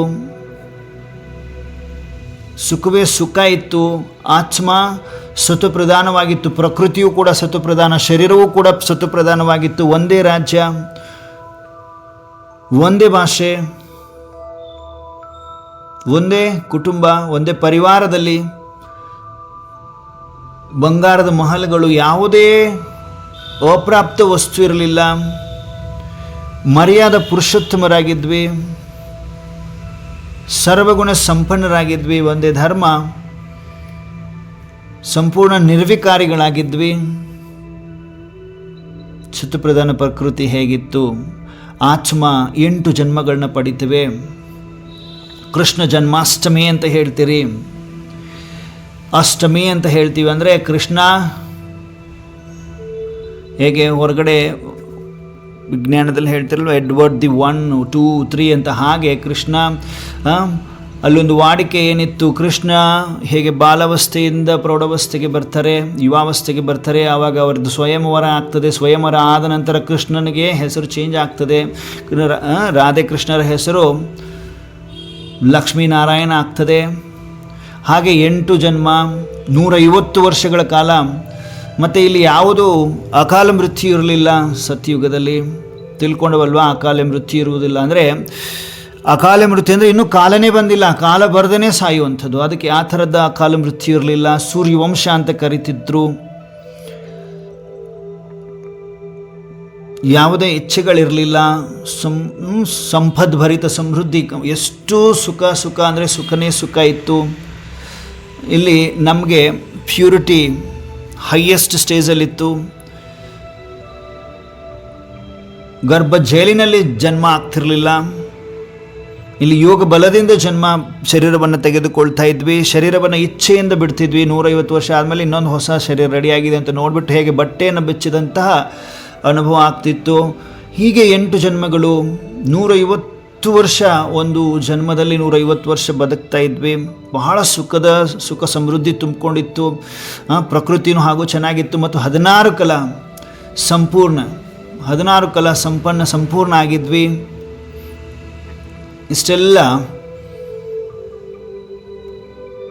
ಸ್ವರ್ಗದಲ್ಲಿತ್ತು, ಸ್ವರ್ಗ ಇಲ್ಲೇ ಇತ್ತು ಅನ್ನುವುದನ್ನು ತಿಳ್ಕೊಂಡ್ವಿ. ತದನಂತರ ಏನಾಗ್ತದೆ, ಕಾಲ ಕಳೆದಂತೆ 1250 ವರ್ಷಗಳ ನಂತರ, 8 ಜನ್ಮದ ನಂತರ 9ನೇ ಜನ್ಮ ರಾಮ ನವಮಿ ಅಂತ ಹೇಳ್ತೀವಿ. ಅದೇ ಲಕ್ಷ್ಮೀನಾರಾಯಣರ ಆತ್ಮ, ರಾಮ ಸೀತೆ. ಹಾಗೆ ಅಲ್ಲಿ 16 ಕಲಾ, ಇಲ್ಲಿ 14 ಕಲಾ ಸಂಪೂರ್ಣ ಆಗಿದ್ವಿ. ಇಲ್ಲಿ ಕೂಡ 2 ಕಲೆಗಳು ಕಡಿಮೆ ಆಯಿತು, ಆದರೆ ಪವಿತ್ರತೆಯಲ್ಲಿ ಏನೂ ಏರುಪೇರಾಗಿರಲಿಲ್ಲ. ಇಲ್ಲಿ 12 ಜನ್ಮಗಳನ್ನ ತಗೊಳ್ತೇವೆ, ಆದರೆ ಆಯುಸ್ಸು ಸ್ವಲ್ಪ ಕಡಿಮೆ ಆಯಿತು, 125 ವರ್ಷ ಆಯಿತು. ಇಲ್ಲಿ ನೋಡ್ಕೊಂಡ್ವಲ್ವಾ ಹೇಗೆ ಪತನ ಆಗ್ತಾ ಹೋಗ್ತದೆ ನೋಡ್ರಿ, ಕೇಳಿಸ್ಕೊಳ್ತಾ ಹೋಗ್ರಿ. ಸ್ವರ್ಗದಲ್ಲಿ 16 ಕಲಾ ಇದ್ವಿ, ತ್ರೇತಾದಲ್ಲಿ 14 ಕಲಾ. ಸ್ವರ್ಗದಲ್ಲಿ 8 ಜನ್ಮ ಇತ್ತು, ದೀರ್ಘಾಯು ಇತ್ತು. ತ್ರೇತಾಯುಗದಲ್ಲಿ 12 ಜನ್ಮ, 14 ಕಲಾ ಆಯಿತು. ಅಲ್ಲಿ ಕೃಷ್ಣ ಜನ್ಮಾಷ್ಟಮಿ ಅಂದರೆ ಇಲ್ಲಿ ರಾಮನವಮಿ ಅಂತ ಹೇಳ್ತೀವಿ. ಹಾಗೆ ಕಾಲ ಕಳೆದಂತೆ ತ್ರೇತಾದ ಅಂತ್ಯ, ದ್ವಾಪರದ ಆದಿಯಲ್ಲಿ ಬರ್ತೇವೆ. ದ್ವ ಅಂತ ಶುರುವಾಯಿತು, ದ್ವ ಅಂದರೆ 2. ಸೊ ಹಾಗಾದರೆ ಸೃಷ್ಟಿಯ ಚಕ್ರದಲ್ಲಿ ಅರ್ಧ ಭಾಗ ಕಂಪ್ಲೀಟ್ ಆಯಿತು, 2 ಯುಗಗಳು ಮುಗಿದು ಹೋಯಿತು ಅಂತ. ದ್ವಾಪರ, ಮತ್ತು ಅಲ್ಲಿ ಒಂದೇ ಧರ್ಮ, ಒಂದೇ ರಾಜ್ಯ, ಒಂದೇ ಭಾಷೆ ಇದ್ದದ್ದು ದ್ವಾಪರದಲ್ಲಿ ನಿಧಾನವಾಗಿ ಏನಾಗ್ತಾ ಬಂತು, ನಮ್ಮ ಕರ್ಮ, ನಮ್ಮ ಧಾರಣೆ ಧರ್ಮ ಕರ್ಮ ಎರಡೆರಡು ಆಗಲಿಕ್ಕೆ ಶುರುವಾಯಿತು, ಭಾಷೆ ಎರಡಾಯಿತು, ವರ್ಣಗಳು ಚೇಂಜ್ ಆಗ್ತಾ ಹೋಯಿತು. ಹೀಗೆ ದ್ವಾಪರದಲ್ಲಿ ಹೇಗೆ ನಾವು ಸ್ವರ್ಗ ಅಂದರೆ ಸತ್ಯುಗ, ತ್ರೇತಾಯುಗದಲ್ಲಿ ಸುಖವೇ ಸುಖ ಇತ್ತಲ್ವ, ಸಂಪದ್ಭರಿತ ಜೀವನ ಇತ್ತಲ್ವ, ಯಾವುದೇ ವಸ್ತುಗಳ ಕುಂದುಕೊರತೆಗಳಿರಲಿಲ್ಲ, ಅಪ್ರಾಪ್ತ ವಸ್ತುಗಳಿರಲಿಲ್ಲ. ಅಂತಹ ಇಡೀ ಅರ್ಧ ಕಲ್ಪ ಅಂತ ಹೇಳಲಾಗ್ತದೆ ಅದಕ್ಕೆ. ಅಂತಹ ಸಮಯದಿಂದ ನಾವು ಆತ್ಮಗಳು ಹೇಗೆ ಜನ್ಮವನ್ನು ತಗೊಳ್ತಾ ಹೋಗ್ತೀವಿ, ಹಾಗಾಗಿ ಆತ್ಮದಲ್ಲಿರುವ ತಾಕತ್ತು ಕಡಿಮೆ ಆಗ್ತಾ ಹೋಗ್ತದೆ. ತಾವೆಲ್ಲ ಕ್ವಾಂಟಮ್ ಫಿಸಿಕ್ಸ್ ಬಗ್ಗೆ ಕೇಳಿರ್ತೀರಿ. ಎಲ್ಲ ಎನರ್ಜಿ ಕಡಿಮೆ ಆದಾಗ ಎಕ್ಸ್ಟರ್ನಲ್ ಒಂದು ಎನರ್ಜಿ ಹಾಕಿದಾಗ ಮಾತ್ರ ಮತ್ತೆ ಮರಳಿ ಆ ಒಂದು ಸ್ಟೇಜನ್ನು ನಾವು ರೀಚ್ ಆಗ್ಬೋದು ಅನ್ನೋದು ತಾವೆಲ್ಲ ತಿಳ್ಕೊಂಡಿರ್ತೀರಿ. ಹಾಗೆ ಬರ್ತಾ ಬರ್ತಾ ಏನಾಗ್ತಾಯಿದೆ, ದ್ವಾಪರ ಅಂತ ಬಂತು. ದ್ವಾಪರದಲ್ಲಿ ಏನಾಗ್ತದೆ, ಕಂಪ್ಲೀಟ್ 14 ಕಲೆಗಳಿದ್ದು 8 ಕಲೆಗಳಿಗೆ ಬರ್ತದೆ. ಆತ್ಮ ಜನ್ಮ ತಗೊಳ್ತಾ 21 ಜನ್ಮ ತಗೊಳ್ತದೆ ಇಲ್ಲಿ. ಹಾಗಾದರೆ ಇಲ್ಲಿಯ ಒಂದು ಆಯಸ್ಸು ಸ್ವಲ್ಪ ಕಡಿಮೆ ಆಯಿತು, ಆಲ್ಮೋಸ್ಟ್ 50%. ಅಲ್ಲಿ 12 ಜನ್ಮ ತಗೊಂಡಂಥವ್ರು ಇಲ್ಲಿ 21 ಜನ್ಮ ತಗೋಬೇಕಾಗ್ತದೆ. ಅಂದರೆ ಬೇಗ ಜನನ, ಬೇಗ ಮರಣ ಶುರು ಆಗ್ತದೆ. 21 ಜನ್ಮ ದ್ವಾಪರದಲ್ಲಿ ನಮ್ಮದೇ ಮೂರ್ತಿಗಳನ್ನ ಇಟ್ಬಿಟ್ಟು ಪೂಜೆ ಮಾಡಲಿಕ್ಕೆ ಶುರು ಮಾಡಿದ್ವಿ. ನಾವೇ ಪೂಜೆ ಮಾಡಲಿಕ್ಕೆ ಶುರು ಮಾಡಿದ್ವಿ. ಪೂಜೆ ಸ್ಟಾರ್ಟ್ ಅಂದರೆ ಭಕ್ತಿ ಮಾರ್ಗದಲ್ಲಿ ಬಂದ್ವಿ. ನವದಾ ಭಕ್ತಿಯನ್ನು ಮಾಡಿದ್ವಿ ಸ್ಟಾರ್ಟಿಂಗಲ್ಲಿ. ತದನಂತರ ಕಾಲ ಕಳಿತ ಆತ್ಮದಲ್ಲಿ ಅಷ್ಟಶಕ್ತಿಗಳಿದ್ದು ಕೂಡ ಕ್ಷೀಣಿಸ್ತಾ ಬಂತು. ಅದನಂತರ ಮತ್ತೆ ಏನಾಯಿತು, ದ್ವಾಪರದ ಅಂತ್ಯ ಕಲಿಯುಗ ಬಂತು. ಕಲಿಯುಗದಲ್ಲಂತೂ ಆತ್ಮದಲ್ಲಿರುವ ಎಲ್ಲ ಶಕ್ತಿಗಳು ಕ್ಷೀಣಿಸಿ, ಆತ್ಮದಲ್ಲಿರುವ ಶಕ್ತಿಗಳೆಲ್ಲ ಕ್ಷೀಣಿಸಿ ಹೋಯಿತು.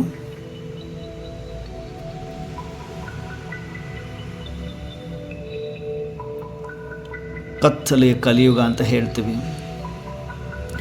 ಇಂಥ ಸಮಯದಲ್ಲಿ ಏನಾಯಿತು,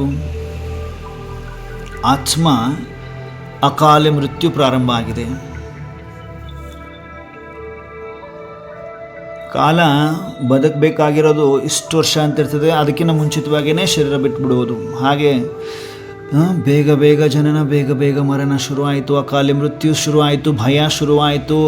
ಕಲಹ ಕ್ಲೇಶದ ಯುಗ ಅಂತ ಹೇಳ್ತಾರೆ, ಕಲಿಯುಗ ಅಂತ ಹೇಳ್ತಾರೆ. ಕಲಹ ಕ್ಲೇಶಗಳು ಪ್ರಾರಂಭ ಆಯಿತು.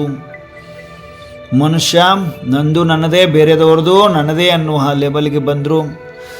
ಎಲ್ಲ ರಾಕ್ಷಸತ್ವ ಬರಲಿಕ್ಕೆ ಶುರುವಾಯಿತು. ಕಲಿಯುಗದ ಅಂತ್ಯ ಬಂತು. ಕಲಿಯುಗದ ಅಂತ್ಯದಲ್ಲಿ ಆಲ್ಮೋಸ್ಟ್ ನಾವೆಲ್ಲರೂ 42 ಜನ್ಮವನ್ನು ತಗೊಳ್ತೇವೆ. ಆತ್ಮಗಳೇ ಅನೇಕ ಶರೀರ ತಗೊಳ್ತೇವೆ, ಪಾತ್ರ ಅಭಿನಯಿಸ್ತೇವೆ, ಮತ್ತು ಶರೀರ ಬಿಡ್ತೇವೆ. ಶರೀರ ತಗೊಳ್ತೇವೆ, ಪಾತ್ರ ಅಭಿನಯಿಸ್ತೇವೆ, ಶರೀರ ಬಿಡ್ತೇವೆ. ಹೀಗೆ ಮಾಡ್ತಾ ಕಾಲ ಕಳಿತ ಅಂತಿಮ ಚರಣದಲ್ಲಿ ಬಂದು ನಿಂತಿದ್ದೇವೆ. ಇಂತಹ ಸಮಯದಲ್ಲಿ ಕತ್ತಲೆಯ ಕಲಿಯುಗ, ಕಲಹ ಕ್ಲೇಶಗಳ ಯುಗದಲ್ಲಿ ಪರಂಪಿತ ಪರಮಾತ್ಮನಾದ ಈಶ್ವರ ಬರಬೇಕಾಗಿ ಬರ್ತದೆ. ಇಷ್ಟೆಲ್ಲ ನಿಮಗೆ ತಾಕತ್ತನ್ನು ಕೊಟ್ಟಿದ್ದೆ, ಆ ಶಕ್ತಿಯನ್ನು ಹೇಗೆ ಕಳ್ಕೊಂಡು ಕೂತ್ಕೊಂಡಿದ್ದೀರಿ ನೀವು ಅಂದ್ಬಿಟ್ಟು ಸ್ವಯಂ ಪರಮಾತ್ಮ ಭೂಮಿಯ ಮೇಲೆ ಅವತರಿಸಬೇಕಾಗಿ ಬಂತು. ಪರಮಾತ್ಮ ಅವತರಿಸಿ ಪರಮಾತ್ಮ ನಿರಾಕಾರ ಜ್ಯೋತಿಯಾಗಿರುವ ಕಾರಣ ಅವರಿಗೆ ಶರೀರ ಇಲ್ಲ. ಹಾಗಾಗಿ ನಾವೆಲ್ಲ ಶರೀರಧಾರಿಗಳಾಗಿರುವ ಕಾರಣ ನಮಗೆ ಬಂದ ತಕ್ಷಣವೇ ಅವ್ರು ಅರ್ಥ ಮಾಡಿಸ್ಬೇಕಲ್ಲ, ನಾವು ಏನಿದ್ವಿ ಅನ್ನೋದನ್ನು ವಾಪಸ್ ವಿಸ್ಮೃತಿಯಾಗಿತ್ತು, ಸ್ಮೃತಿ ತರಿಸ್ಬೇಕಲ್ವಾ.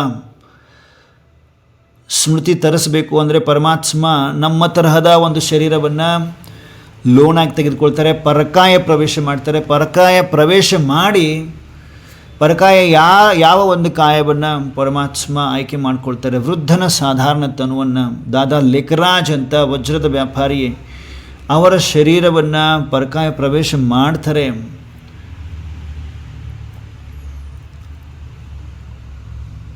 ಆ ವೃದ್ಧ ವಜ್ರದ ವ್ಯಾಪಾರಿಯಾಗಿರ್ತಿದ್ರು. ಬಹಳಷ್ಟು ಗುರುಗಳನ್ನ ಮಾಡಿದರು. ಭಕ್ತಿಯಲ್ಲಿ ಬಹಳಷ್ಟು ಶ್ರದ್ಧೆ ಇತ್ತು. ಸತ್ಸಂಗ ನಡೀತಾ ಇತ್ತು. ಸತ್ಸಂಗದ ಸಮಯದಲ್ಲಿ ಗುರುಗಳಂದರೆ ಅಷ್ಟು ರೆಸ್ಪೆಕ್ಟ್ ಕೊಡುವಂತಹ ದಾದಾ ಲೇಖರಾಜ್ ಅವರು ಸತ್ಸಂಗದ ದಿನದಲ್ಲಿ ಒಂದು ಸಾರಿ ಇದ್ದಕ್ಕಿದ್ದಂತೆಯೇ ಸತ್ಸಂಗದ ಮಧ್ಯದಲ್ಲಿ ಎದ್ದುಬಿಟ್ಟು ಹೋಗಿ ರೂಮಲ್ಲಿ ಕೂತ್ಕೊಳ್ತಾರೆ. ಆವಾಗ ದಾದಾ ಲೇಖರಾಜ್ ಅವರ ಪತ್ನಿ ಅವರ ಸೊಸೆಗೆ ಹೇಳ್ತಾರೆ, ಯಾಕೋ ಈ ದಾದಾ ಲೇಖರಾಜ್ ಅವರು ಯಾಕೆ ಎದ್ದು ಹೋದರು ನೋಡಮ್ಮ ಅಂತ ಕೇಳಿದಾಗ ಅವರ ಸೊಸೆ ಎದ್ದು ಹೋಗಿ ನೋಡ್ತಾರೆ, ಅವರೊಂದು ರೂಮಲ್ಲಿ ಕುಳಿತುಕೊಂಡಿರ್ತಾರೆ. ಆ ರೂಮ್ ತುಂಬ ಕೆಂಪು ಮಿಶ್ರಿತ ಬಂಗಾರದ ಕಿರಣಗಳಿಂದ ಆವರಿಸಿಕೊಂಡಿತ್ತು. ಶಿವೋಹಂ ಶಿವೋಹಂ ಪ್ರಕಾಶ ಸ್ವರೂಪಂ ಶಿವೋಹಂ ಶಿವೋಹಂ ಥರದ ಒಂದು ಆವಾಜ್ ಕೇಳಿ ಬರ್ತಾ ಇತ್ತು. ಆ ವೈಬ್ರೇಷನ್ಸ್ ಹೇಗಿತ್ತಂದರೆ ಅವರ ಸೊಸೆ ನೋಡ್ತಾ ನೋಡ್ತಾ ಮೈ ಮರೆತು ಹೋಗಿದ್ರು. ಅಷ್ಟೊಂದು ಪ್ರಕಾಶತೆ. ಆವಾಗ ಏನಾಗಿತ್ತು ಅಂದರೆ ಆ ಪರಮಾತ್ಮ ಈಶ್ವರ ಮಹಾಜ್ಯೋತಿ ಆ ವೃದ್ಧನ ಸಾಧಾರಣ ತನುವನ್ನು ಆಧಾರ ಮಾಡಿಕೊಂಡಿದ್ದರು, ಅರ್ಥಾತ್ ಪರಕಾಯ ಪ್ರವೇಶ ಮಾಡಿದರು. ಆ ಸಮಯದಲ್ಲಿ ಆಗಿನಿಂದ ಸ್ವಯಂ ಪರಮಾತ್ಮ ಬಂದು ನಮ್ಮೆಲ್ರಿಗೂ ಜ್ಞಾನವನ್ನು ಹೇಳಲು ಪ್ರಾರಂಭ ಮಾಡಿದರು. ಮಕ್ಕಳೇ, ನೀವೆಲ್ಲರೂ ಅಗಲಿ ಹೋಗಿದ್ರಿ, ನಿಮಗೆ 21 ಜನ್ಮಕ್ಕೆ ನಾನು ಆಸ್ತಿಯನ್ನು ಕೊಡಲು ಬಂದಿದ್ದೇನೆ. ನೀವು ಆತ್ಮಗಳ ತಂದೆಯಾಗಿದ್ದೇನೆ, ಪರಂಪಿತ ಪರಮಾತ್ಮ ಆಗಿದ್ದೇನೆ. ನನ್ನನ್ನು ನೆನಪು ಮಾಡಿರಿ. ಯಾವಾಗ ಧರ್ಮದ ಗ್ಲಾನಿ ಆಗ್ತದೆ ಅವಾಗ ನಾನು ಬರ್ತೀನಿ ಅಂತ ಹೇಳ್ತಾರೆ. ಧರ್ಮಗ್ಲಾನಿ ಎಲ್ಲ ಶುರುವಾಗಿ ಮುಗಿಯೋಕ್ಕೆ ಬಂದಿದೆ ಅಂತ ಸಮಯದಲ್ಲಿ ಪರಮಾತ್ಮನೂ ಅವತರಿಸಿದ್ದಾರೆ ಭೂಮಿಯ ಮೇಲೆ. ಪರಮಾತ್ಮ ಅವತರಿಸಿ ಆಲ್ರೆಡಿ 90 ವರ್ಷ ಆಗಿದೆ. ಪರಮಾತ್ಮ ಬಂದು ಈ ಜ್ಞಾನವನ್ನು ಸ್ಪಷ್ಟ ಮಾಡ್ತಾ ಇದ್ದಾರೆ. ಕೋಟಿಯಲ್ಲಿ ಕೆಲವರು ಎಲ್ರಿಗೂ ಈ ಜ್ಞಾನವನ್ನು ಕೊಡ್ತಾರೆ, ಯಾಕಂದರೆ ಎಲ್ಲ ಆತ್ಮಗಳು ಒಬ್ಬ ಪರಮಾತ್ಮನಿಗೆ ಮಕ್ಕಳು. ಹಾಗಾಗಿ ನಾವೆಲ್ಲರೂ ಈ ಜ್ಞಾನವನ್ನು ತೆಗೆದುಕೊಳ್ತಾ ಇದ್ದೇವೆ. ಪರಮಾತ್ಮ ಜ್ಞಾನವನ್ನು ತಿಳಿಸ್ಲಿಕ್ಕೆ ಪ್ರಾರಂಭ ಮಾಡಿ ಸ್ವಯಂನ ಪ್ರತಿ ಹೇಳ್ಕೊಡ್ತಾರೆ. ಯಾವುದು ಸತ್ಯ ಯಾವುದು ಅಸತ್ಯ ಅನ್ನುವುದನ್ನು ಹೇಳ್ಕೊಡ್ತಾರೆ. ನಾವು ಆತ್ಮ ಅನ್ನುವುದು ಸತ್ಯ, ಶರೀರವನ್ನೋದು ಸುಳ್ಳು ಅನ್ನುವುದನ್ನು ಸ್ಪಷ್ಟ ಮಾಡ್ತಾರೆ. ರಾಜಯೋಗವನ್ನು ಕಲಿಸಿಕೊಡ್ತಾರೆ. ರಾಜ ಋಷಿಗಳನ್ನಾಗಿ ಮಾಡ್ತಾ ಇದ್ದಾರೆ ಪರಮಾತ್ಮ. ಹೀಗೆ ಭಾರತದ ಉತ್ಥಾನ ಪತನ ಆಗ್ತಾ ಹೋಯಿತು. ತಾವೆಲ್ಲರೂ ಕೇಳಿದಿರಿ, ಇದರದ್ದು ನಾವು ತಿಳ್ಕೊಂಡ್ವಿ. ಆಮೇಲೆ ಭಕ್ತಿನೂ ಕೂಡ ಹೇಗೆ ಮೊದಲು ಸತೋ ರಜೋ ತಮೋ, ಈಗ ತಮೋ ಲೆವೆಲ್ಗೆ ಭಕ್ತಿ ಶುರುವಾಗ್ಬಿಟ್ಟಿದೆ. ಇಂಥ ಸಮಯದಲ್ಲೇ ಪರಮಾತ್ಮ ಬಂದು ನಾವೆಲ್ರಿಗೂ ಒಂದು ಸ್ವಲ್ಪ ಅವನನ್ನು ಯಾರು ಅರಿತುಕೊಳ್ತೇವೆ ಅವರೆಲ್ಲ ಕುಲಿದವರು ಅಂತ ಪರಮಾತ್ಮ ಸ್ಪಷ್ಟ ಮಾಡ್ತಾರೆ. ಮತ್ತು ಕುಲಿದವರು ಅಂದರೆ ಪರಮಾತ್ಮ ತನ್ನ ಮಕ್ಕಳನ್ನು ಆಯ್ಕೆ ಮಾಡಿಕೊಂಡು ವಿದ್ಯಾರ್ಥಿಗಳನ್ನಾಗಿ ಮಾಡಿಕೊಂಡು ಬ್ರಾಹ್ಮಣ ಅಂತ ಮರುಜೀವ ಮಾಡ್ತಾರೆ. ದ್ವಿಜನ್ಮ, 2ನೇ ಜನ್ಮ ನಮ್ಮದು. ಈ ಕಲಿಯುಗದಲ್ಲಿ ಇದ್ದಂತೆಯೇ 2ನೇ ಜನ್ಮ, ಕಲಿಯುಗದಿಂದ ಸಂಗಮ ಅಂತ ಹೇಳ್ತೀವಿ. ಆತ್ಮ ಪರಮಾತ್ಮನ ಮೇಲಿನ ಸಂಗಮ ಅಂತ ಹೇಳ್ತೀವಿ. ಸೊ 4 ಯುಗಗಳ ಮಧ್ಯದಲ್ಲಿ ಒಂದು, ಹೇಗೆ ರಾತ್ರಿ ಹಗಲು, ಹೇಗೆ ಮುಂಜಾನೆ ಸಾಯಂಕಾಲ 4 ಸಮಯ ಏನಿದೆ, ಹಾಗೆ ಅದರ ಮಧ್ಯದಲ್ಲಿ ಬರುವುದಕ್ಕೆ ಸಂಧಿಕಾಲ ಅಂತ ಹೇಳ್ತೀವಿ, ಸಂಗಮ ಅಂತ ಹೇಳ್ತೀವಿ. ಈಗ ಆತ್ಮ ಪರಮಾತ್ಮನ ಮೇಲಿನ ಈ ಸಮಯದಲ್ಲಿ ಆಗಿದೆ. ಈ ಜ್ಞಾನವನ್ನು ಪರಮಾತ್ಮ ನಮ್ಮೆಲ್ಲರಿಗೂ ತಿಳಿಸಿಕೊಡ್ತಾ ಇದ್ದಾರೆ. ಕಾಲಚಕ್ರ ಹೇಗೆ ಹಿಸ್ಟ್ರಿ ರಿಪೀಟ್ಸ್ ಅಂತ ಹೇಳ್ತಾರೆ, ತಿರುಗುತ್ತಾ ಇದೆ. ಹಾಗಾದರೆ ಒಂದು ಕಲ್ಪ ಅಂದರೆ ಎಷ್ಟು ವರ್ಷ? ಒಂದು ಕಲ್ಪ ಅಂದರೆ 5000 ವರ್ಷ.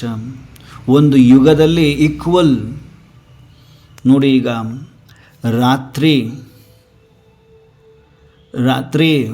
2 ಗಂಟೆ ಸಮಯದಲ್ಲಿ 60 ಮಿನಿಟ್ಸ್ ಇರ್ತದೆ. ಹಗಲಿ 2 ಗಂಟೆ ಸಮಯದಲ್ಲೂ ಕೂಡ 60 ಮಿನಿಟ್ಸ್ ಇರ್ತದೆ, 60 ಸೆಕೆಂಡ್ ಇರ್ತದೆ, ಈಕ್ವಲ್ ಇರ್ತದೆ. ಹಾಗೆಯೇ 4 ಯುಗದಲ್ಲಿ 4 ಯುಗಗಳ ಆಯುಸ್ಸು 1250. ಒಂದೊಂದು ಯುಗದ ಆಯುಸ್ಸು 1250. ಕಾಲಚಕ್ರ ಹೇಗೆ ಸಮಯ ಹಗಲಾದ ಮೇಲೆ ರಾತ್ರಿ, ರಾತ್ರಿ ಆದಮೇಲೆ ಹಗಲು, ಹಾಗೆಯೇ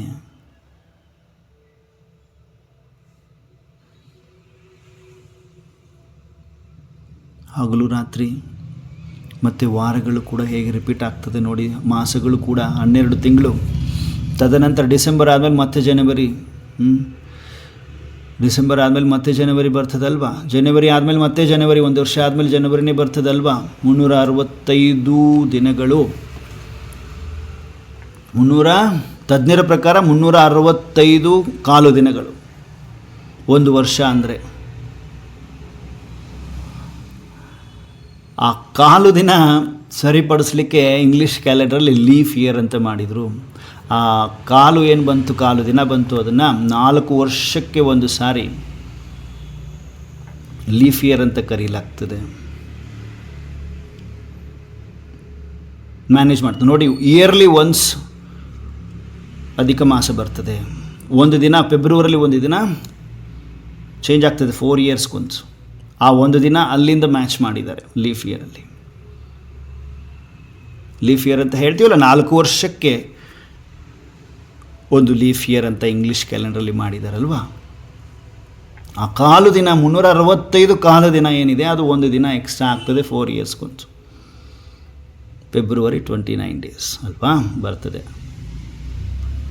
ಹಾಗೆಯೇ ಇಲ್ಲೇನಾಗ್ತದೆ, 4 ಯುಗಗಳಿದೆ.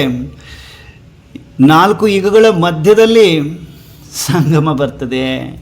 ನಾವು ಈಗ ಸಂಗಮದಲ್ಲಿದ್ದೇವೆ.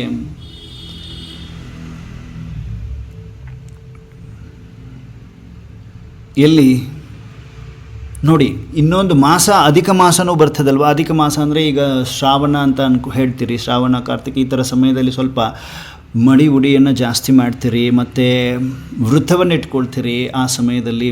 ಹಾಗೆಯೇ ಈ ಸಂಗಮದಲ್ಲೂ ಕೂಡ ಎಷ್ಟು ಪವಿತ್ರರನ್ನಾಗಿ ಮಾಡಲಿಕ್ಕೋಸ್ಕರ ಪರಮಾತ್ಮ ಬಂದು ನಾವೆಲ್ಲ ಮಕ್ಕಳಿಗೆ ಜ್ಞಾನವನ್ನು ತುಂಬಿ ಈ ಒಂದು ಚಿಕ್ಕ ಯುಗದಲ್ಲಿ ಸಂಗಮದಲ್ಲಿ ಹೇಗೆ 1 ತಿಂಗಳ ಕಂಟಿನ್ಯೂಸ್ ಆಗಿ ತಾವೆಲ್ಲ ಬಹಳ ಮಡಿ ಉಡಿಯಿಂದ ವೃತ್ತಗಳನ್ನು ಮಾಡ್ತೀರಿ. ಮನೇಲಿ ಆ ಕಡೆ ಎಲ್ಲ ಹಂಚಿಡುವುದಿಲ್ಲ, ರೋಟಿ ಮಾಡುವುದಿಲ್ಲ, ಹಾಗೆ ಹೇಗೆ ವೃತ್ತ ಮಾಡ್ತೀರಿ. ಆ ಸಮಯದಲ್ಲಿ ನಾವು ಏನಾದರೂ ಈ ಥರದ ಒಂದು ವೃತ್ತಗಳನ್ನ ಇಟ್ಟುಕೊಂಡ್ರೆ ಬಹಳ ಸಫಲತೆಯನ್ನು ಪಡಿತೀವಿ ಅಂತ ಹೇಗೆ ಮಾಡ್ತಾ ಬಂದಿದ್ದೀವಿ. ಹಾಗೆಯೇ ಇಲ್ಲೂ ಕೂಡ ಸಂಗಮ ಅಂತ 4 ಯುಗಗಳ ಮಧ್ಯದಲ್ಲಿ ಒಂದು, ಅಂದರೆ ಈ ಕಲಿಯುಗದ ಅಂತ್ಯ ಆದಮೇಲೆ ಏನಾಗೋದಿದೆ, ಸತ್ಯಯುಗ ಮರಳಿ ಬರಬೇಕಾಗಿದೆ. ಕಲಿಯುಗದ ಅಂತಿಮ ಸಮಯ ಹೇಗೆ ರಾತ್ರಿ ಇದೆ, ರಾತ್ರಿ ಮತ್ತು ಮುಂಜಾನೆ ಇದರ ಮಧ್ಯದಲ್ಲಿ ಸಂಗಮ ಅಂತ ಕರಿತೀವಿ. ಬ್ರಹ್ಮ ಮುಹೂರ್ತ ಅಂತ ಕರಿತೀವಿ, ಬ್ರಹ್ಮಗಳಿಗೆ ಅಂತ ಕರಿತೀವಿ, ಅಮೃತ ವೇಳೆ ಅಂತ ಹೇಳ್ತೀವಿ. ಅಂತಹ ಸಮಯ ಸಂಗಮ ಯುಗ. ಇಂಥ ಸಮಯದಲ್ಲೇ ಜ್ಞಾನ ಸೂರ್ಯ ಬರ್ತಾರೆ. ಜ್ಞಾನ ಸೂರ್ಯ ಬಂದು ನಮ್ಮೆಲ್ಲರಿಗೂ ಜ್ಞಾನದ ಪ್ರಕಾಶವನ್ನು ಹಾಕ್ತಾರೆ ಆತ್ಮಕ್ಕೆ. ಆತ್ಮ ಏನೇನೆಲ್ಲ ಮರೆತು ಹೋಗಿತ್ತು, ವಿಸ್ಮೃತಿಯಾಗಿತ್ತು, ಆ ವಿಸ್ಮೃತಿಯಿಂದ ಸ್ಮೃತಿಯೆಡೆಗೆ ಕರ್ಕೊಂಡು ಹೋಗ್ತಾರೆ. ಅದೇ ರಾಜಯೋಗ. ಆ ರಾಜಯೋಗವನ್ನು ಅವರೊಂದಿಗೆ ಸಂಬಂಧವನ್ನು ಬೆಳೆಸ್ಕೊಂಡು ಹೋಗುವಂಥದ್ದು, ರಾಜಯೋಗವನ್ನು ನಾವು ಕಲಿಯುವಂಥದ್ದು ಪರಮಾತ್ಮ ಕಲಿಸ್ತಾ ಇದ್ದಾರೆ. ಹಾಗೆ ಪರಮಾತ್ಮ ನಮ್ಮೆಲ್ಲರಿಗೂ, ಅದು ಕೋಟಿಯಲ್ಲಿ ಕೆಲವರಿಗೆ ಮಾತ್ರ ಇದು ಪ್ರಾಪ್ತಿ ಮಾಡಿಬಿಟ್ಟಿದ್ದಾರೆ. ಯಾರೆಲ್ಲ ಪರಮಾತ್ಮನ ಜ್ಞಾನವನ್ನು ಅರ್ಥ ಮಾಡ್ಕೊಳ್ತಾ ಇದ್ದೀವಿ, ಪರಮಾತ್ಮ ಹೇಳ್ತಾ ಇರುವಂತಹ ಜ್ಞಾನ ಸ್ಪಷ್ಟವಾಗಿ ಬುದ್ಧಿಯಲ್ಲಿ ಹೋಗ್ತಾ ಇದೆ,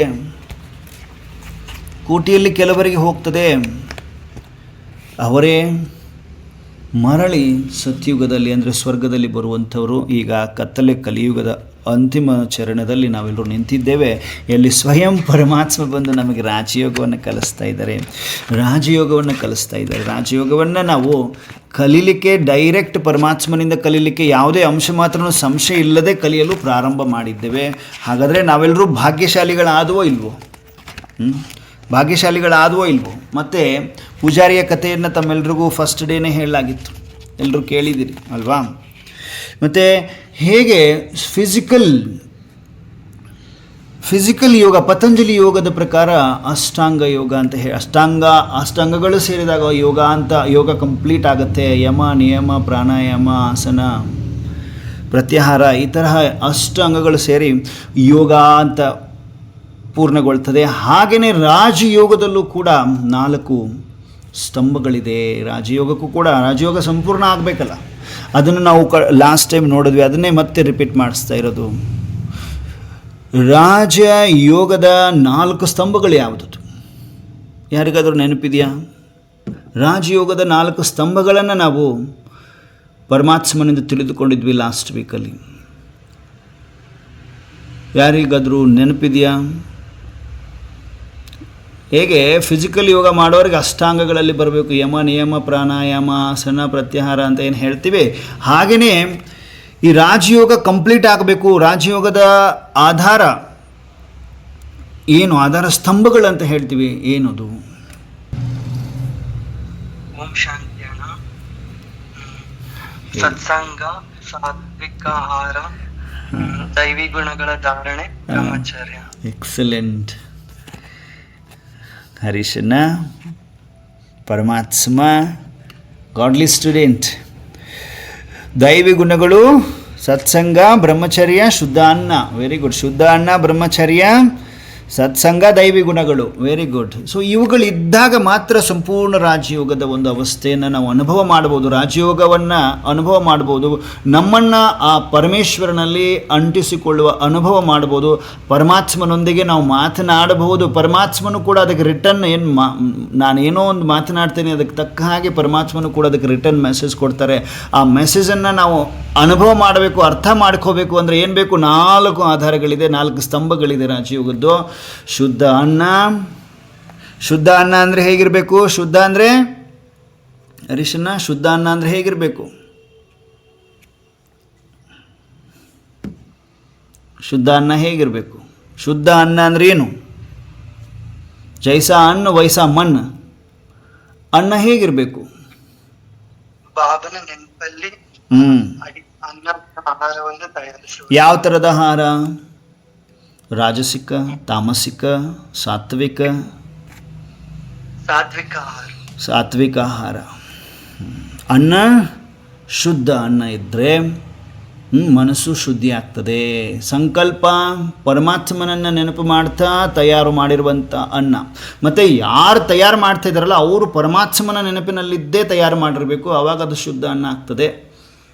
ಮತ್ತು ಆ ಅನ್ನವನ್ನು ಇಮಿಡಿಯೇಟಾಗಿ ಸ್ವೀಕಾರ ಮಾಡದೆ ಪರಮಾತ್ಮನಿಗೂ ಕೂಡ ಅರ್ಪಣೆ ಮಾಡಿ ಸ್ವೀಕಾರ ಮಾಡೋದು ಶುದ್ಧ ಅನ್ನ ಅನ್ನಿಸ್ಕೊಳ್ತದೆ. ಇನ್ನು ಬ್ರಹ್ಮಚರ್ಯ ಅಂದರೆ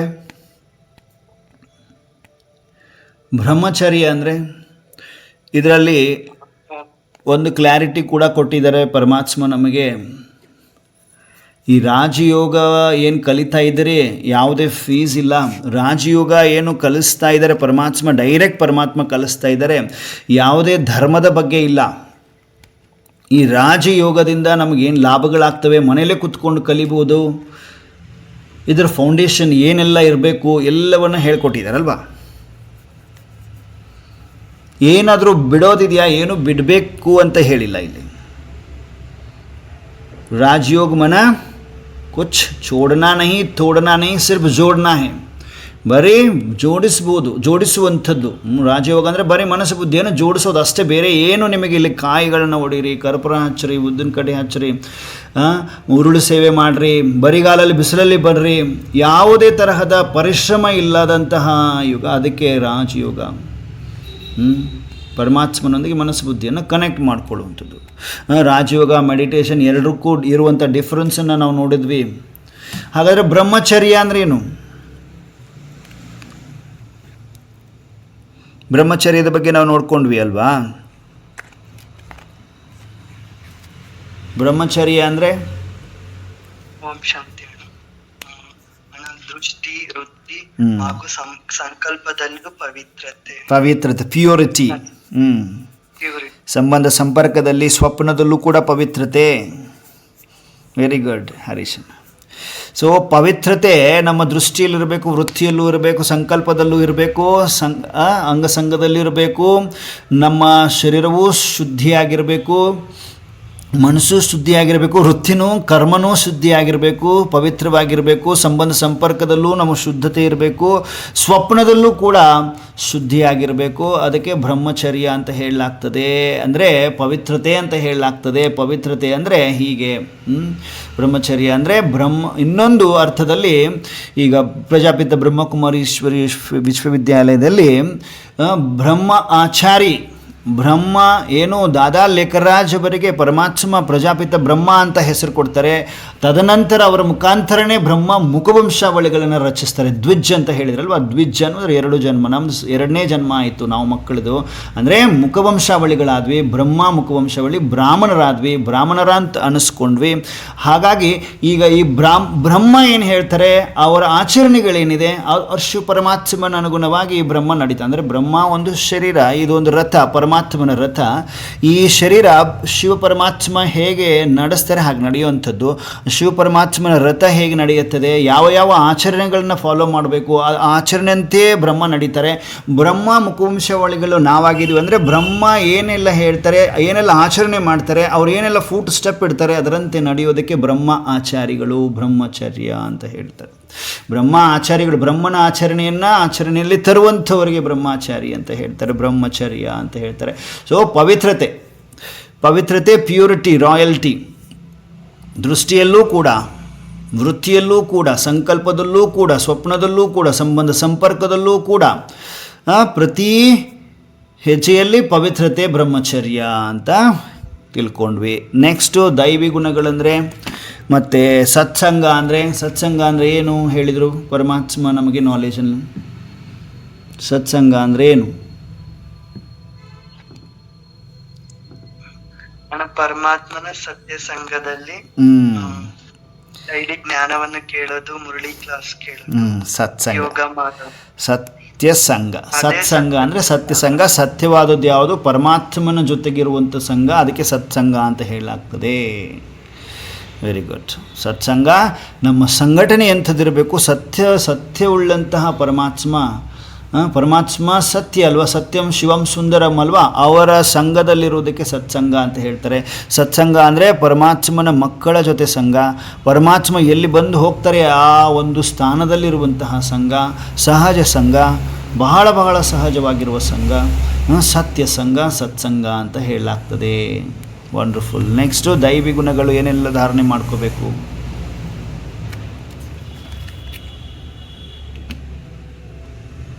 ಗುಣಗಳೆಲ್ಲ ದೈವಿ ಗುಣ ಇರಬೇಕು. ಪರಮಾತ್ಮನ ಶ್ರೀಮತ ಏನೆಲ್ಲ ಹೇಳ್ತದೆ ಅದರ ಪ್ರಕಾರ ನಡಿಬೇಕು.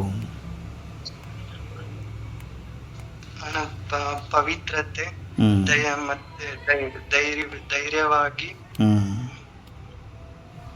ಧೈರ್ಯತೆ, ಪವಿತ್ರತೆ, ಸಹನಶೀಲತೆ, ನಿರ್ಭಯತೆ, ಹರ್ಷಿತ ಮುಖ, ಹರೀಶನ್ನ. Very good. ದೈವಿ ಗುಣಗಳಲ್ವಾ, ಸಾಕಷ್ಟು. ಹಾಗೆ ನೋಡ್ತಾ ಹೋದರೆ ದೈವಿ ಗುಣಗಳು ಧಾರಣೆ ಮಾಡ್ಕೊಳ್ಳಿಕ್ಕೆ ಸಾಕಷ್ಟಿದೆ. ಹೇಗೆ ಮುಂದೆ ಹೋಗ್ತೀವಿ ಅರ್ಥ ಮಾಡ್ಕೊಳ್ತೀವಿ. ದೈವಿ ಗುಣಗಳ ಧಾರಣೆ ನಮ್ಮಲ್ಲಿರಬೇಕು. ದೈವಿ ಗುಣಗಳಂದರೆ ದೇವತ್ವ ಗುಣಗಳು ನಮ್ಮಲ್ಲಿರಬೇಕು. ದೇವತ್ವ ಗುಣಗಳು ಏನೆಲ್ಲ ನೋಡಿದ್ವಿ ನಾವು ಸ್ವರ್ಗದಲ್ಲಿ, ಭಾರತದ ಉತ್ಥಾನ ಪತನದ ಒಂದು ವಿಷಯದಲ್ಲಿ ನಾವೇನು ತಿಳ್ಕೊಂಡ್ವಿ, ಅದರ ಪ್ರಕಾರ ನಮ್ಮ ಗುಣಗಳು ದೈವಿ ಗುಣಗಳಾಗಿರಬೇಕು. ದೈವಿ ಗುಣಗಳಂದ್ರೆ ಏನು ಅಂತ ಇನ್ಡೆಪ್ತಾಗಿ ನಾವು ಹೋಗ್ತಾ ತಿಳಿದುಕೊಳ್ಳೋಣ. ನೆಕ್ಸ್ಟ್ ಏನು ಹೇಳಿದರು? ಪರಮಾತ್ಮ ಈ ಕಾಲಚಕ್ರದ ಬಗ್ಗೆ ತಿಳ್ಕೊಂಡ್ವಿ. ಮತ್ತು ಈ 4 ಸ್ತಂಭಗಳು ಗಟ್ಟಿಯಾಗಿದ್ದಿದ್ದೆ ಆದರೆ, ಶುದ್ಧ ಅನ್ನ ಆಗಲಿ, ಬ್ರಹ್ಮಚರ್ಯ ಆಗಲಿ, ಸತ್ಸಂಗ ಆಗಲಿ, ದೈವಿ ಗುಣಗಳ ಒಂದು ಸ್ತಂಭ ಸ್ಟ್ರಾಂಗ್ ಆಗಿ ಇದ್ದಿದ್ದೆ ಆದರೆ ನಾವು ಅಷ್ಟು ಶಕ್ತಿಗಳನ್ನು ಪ್ರಾಪ್ತಿ ಮಾಡ್ಕೊಳ್ತೇವೆ. ತದನಂತರ ಕಾಲಚಕ್ರದ ಬಗ್ಗೆ ನಾವೆಲ್ಲ ತಿಳ್ಕೊಂಡ್ವಿ. ಕಾಲಚಕ್ರ ಅಂದರೆ ಹೇಗೆ, 5 ಯುಗಗಳಂದರೆ ಹೇಗೆ, ಒಂದೊಂದು ಯುಗದಲ್ಲಿ ಎಷ್ಟು ವರ್ಷ ಇರ್ತೀವಿ ಅನ್ನೋದನ್ನು ತಿಳ್ಕೊಂಡ್ವಿ. ಆಮೇಲೆ ಹೋಗ್ತಾ ಆಮೇಲೆ ಧರ್ಮಗಳ ಬಗ್ಗೆ ತಿಳ್ಕೊಂಡ್ವಿ. ಆಮೇಲೆ ದೇವನೊಬ್ಬ ನಾಮ ಹಲವು ಅಂತ ತಿಳ್ಕೊಂಡ್ವಿ. ಮತ್ತು ಶಿವ ಮತ್ತು ಶಂಕರನಿಗೆ ಇರುವಂತಹ ಡಿಫ್ರೆನ್ಸನ್ನು ತಿಳಿದುಕೊಂಡ್ವಿ. ಇನ್ನಷ್ಟು ಸೃಷ್ಟಿಚಕ್ರ ಮತ್ತು ಕಲ್ಪವೃಕ್ಷದ ಬಗ್ಗೆ ನೆಕ್ಸ್ಟ್ ಕ್ಲಾಸಲ್ಲಿ ನಾವು ತಿಳಿದುಕೊಳ್ಳೋಣ.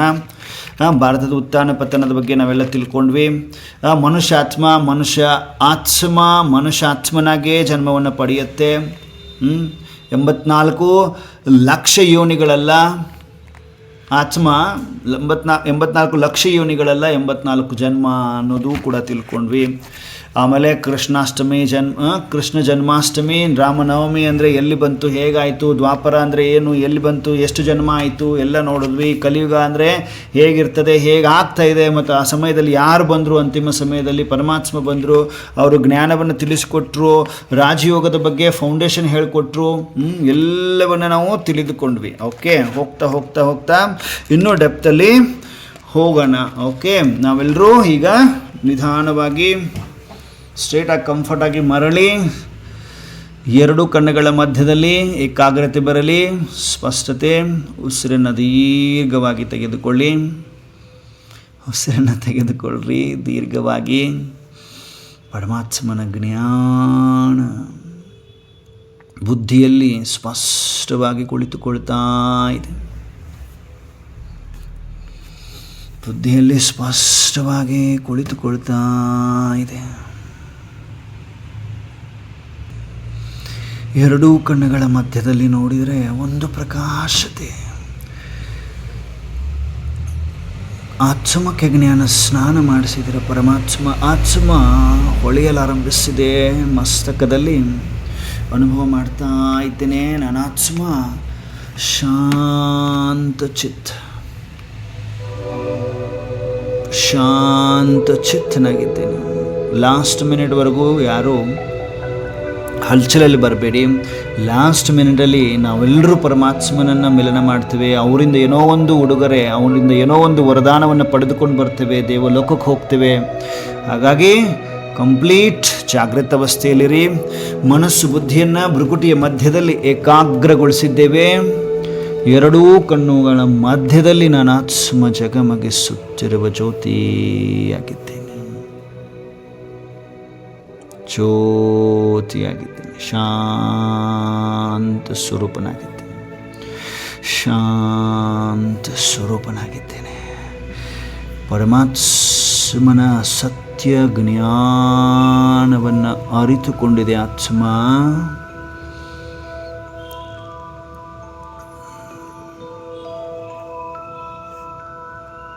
ನಾನಾತ್ಮ ಪರಮ ಪವಿತ್ರನಾಗಿದ್ದೇನೆ. ಸ್ವಯಂನಲ್ಲಿ ಈ ಒಂದು ಅಫರ್ಮೇಷನ್ ಕೊಡಿ. ನಾನಾತ್ಮ ಶಕ್ತಿ ಸ್ವರೂಪನಾಗಿದ್ದೇನೆ. ಈ ಒಂದು ಸ್ವಮಾನವನ್ನು ಕೊಡಿ. ಸ್ವಯಂನಲ್ಲಿ ನಿಶ್ಚಯದಿಂದ ಸ್ವೀಕಾರ ಮಾಡಿ, ಅಂತರಾಳದಲ್ಲಿ ಸ್ವೀಕಾರ ಮಾಡಿ. ನಾನು ಶಕ್ತಿ ಸ್ವರೂಪ ಆತ್ಮ, ನಾನು ಸುಖ ಸ್ವರೂಪ ಆತ್ಮ ಆಗಿದ್ದೇನೆ. ಶಾಂತ ಸ್ವರೂಪ ಆತ್ಮ ಆಗಿದ್ದೇನೆ. ಶಾಂತಿ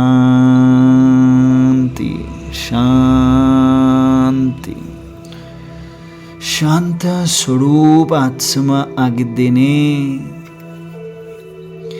ಈಗ ಸೆಕೆಂಡಿನಲ್ಲಿ ನನ್ನ ಆತ್ಮ ಹಣೆಯ ಮಧ್ಯದಿಂದ ಅಂದರೆ ಭ್ರುಕುಟಿಯ ಮಧ್ಯದಿಂದ ಆಚೆ ಬರುತ್ತಿರುವುದನ್ನು ಅನುಭವ ಮಾಡ್ತದೆ. ಡಿಟ್ಯಾಚ್ಡ್ ಅಬ್ಸರ್ವರ್ ಆಗಿದ್ದೇನೆ. ಆಚೆ ಬಂದು ಈ ಭೌತಿಕ ಶರೀರವನ್ನು ನೋಡ್ತಾ ಇದ್ದೇನೆ. 5 ತತ್ವಗಳಿಂದ ಮಾಡಿರುವಂತಹ ಈ ಶರೀರ, ಸ್ಥೂಲ ಶರೀರವನ್ನು ನೋಡ್ತಾ ಇದೆ. ಅಂತರ್ಚಕ್ಷುಗಳಿಂದ ನಾನು ಬಿಂದು ಸಪರೇಟ್ ಆಗಿದ್ದೇನೆ. ಶರೀರ ಸಪರೇಟ್ ಆಗಿದೆ.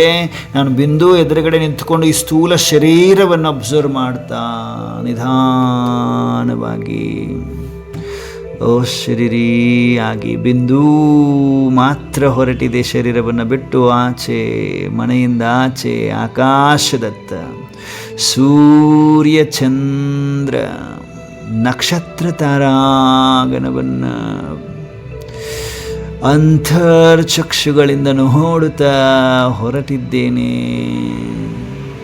ಸೂಕ್ಷ್ಮ ವತನ, ದೇವಲೋಕ ಅಂತ ಹೇಳ್ತೀರಿ ನೀವೆಲ್ಲ. ಸೂಕ್ಷ್ಮ ವತನದಲ್ಲಿ ದೊಡ್ಡದಾದ ಕ್ಯೂ ಇದೆ, ಪಂಕ್ತಿ ಇದೆ, ಸಾಲು ಇದೆ. ಸಾವಿರಾರು ಆತ್ಮಗಳು, ಜನಗಳು ನಿಂತಿದ್ದಾರೆ. ಈ ಕ್ಯೂವಲ್ಲಿ ಏನಿಷ್ಟೊಂದು ಜನಗಳು ನಿಂತಿದ್ದಾರೆ ಅಂತ ನಾವು ಸಾಲಲ್ಲಿ ನಿಂತುಕೊಳ್ತಾ ಇದ್ದೇವೆ. ಎಲ್ಲಿ? ದೇವಲೋಕದಲ್ಲಿ. ಎಲ್ಲಿ? ಸೂಕ್ಷ್ಮ ವತನದಲ್ಲಿ. ಇಲ್ಲಿ ಬ್ರಹ್ಮಪುರಿ, ಶಂಕರಪುರಿ, ವಿಷ್ಣುಪುರಿ ಅಂತ ಹೇಳ್ತಾರೆ. ಸೂಕ್ಷ್ಮ ವತನದಲ್ಲಿ ನಾವು ದೊಡ್ಡದಾದ ಸಾಲಿದೆ, ಆ ಸಾಲು ಪಂಕ್ತಿ ಇದೆ, ಆ ಒಂದು ಕ್ಯೂ ಇದೆ. ಕ್ಯೂವಲ್ಲಿ ನಾವೆಲ್ಲರೂ ನಿಂತಿದ್ದೇವೆ. ಈಗ ನನ್ನ ಸರದಿ ಬರ್ತಾ ಇದೆ. ಎದುರುಗಡೆ ನೋಡಿದರೆ ಪರಮ ಆತ್ಮ ಈಶ್ವರ.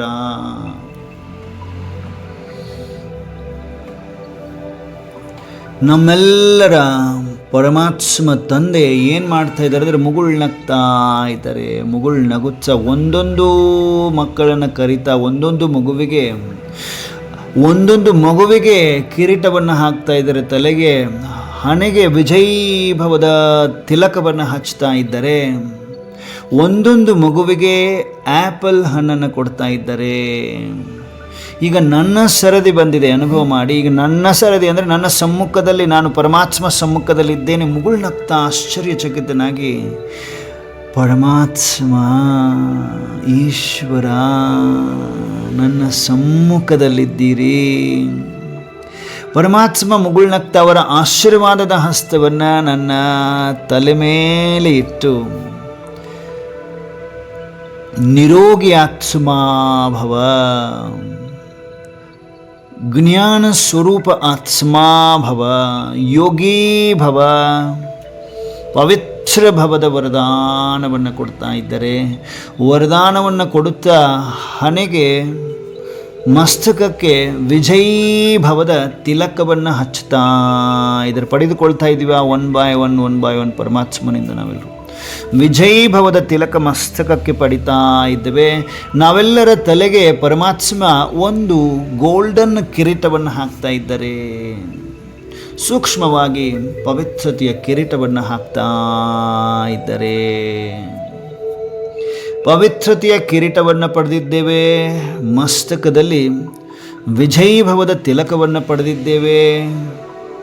ವರದ ಹಸ್ತದಿಂದ ವರದಾನಗಳನ್ನು ಪಡೆದಿದ್ದೇವೆ. ಪರಮಾತ್ಮ ಮುಗುಳ್ನಗುತ್ತ ಶಕ್ತಿಯನ್ನು ತುಂಬುತ್ತಾ ಇದ್ದಾರೆ. ಅವರ ನಯನಗಳಿಂದ ಕರೆಂಟ್ ಬಂದಂತಹ ಅನುಭವ, ಅವರ ನಯನದಿಂದ ಕೆಂಪು ಮಿಶ್ರಿತ ಬಂಗಾರದ ಕಿರಣಗಳು ಬಂದು ನನ್ನ ಆತ್ಮದಲ್ಲಿ ತುಂಬಿಕೊಳ್ಳುತ್ತಿರುವಂತಹ ಅನುಭವ. ಶಾಂತಿಯ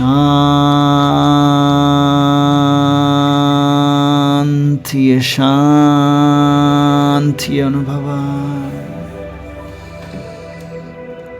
ಸಾಲು ಸಾಲಾಗಿ ನಾವೆಲ್ಲ ಮಕ್ಕಳು ಪರಮ ಈಶ್ವರನಿಂದ ವರದಾನಗಳನ್ನು ಪಡೆದು, ಕಿರೀಟವನ್ನು ಪಡೆದು, ವಿಜಯಭವದ ತಿಲಕವನ್ನು ಪಡೆದು, ಆ್ಯಪಲ್ ಫ್ರೂಟನ್ನು ಕೊಡ್ತಾ ಇದ್ದಾರೆ.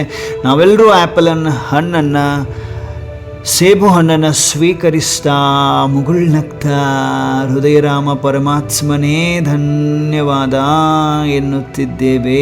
ಹೃದಯರಾಮ ಪರಮಾತ್ಮ ಧನ್ಯವಾದ ಎನ್ನುತ್ತಿದ್ದೇವೆ. ಧನ್ಯವಾದಗಳನ್ನು ಅರ್ಪಿಸಿ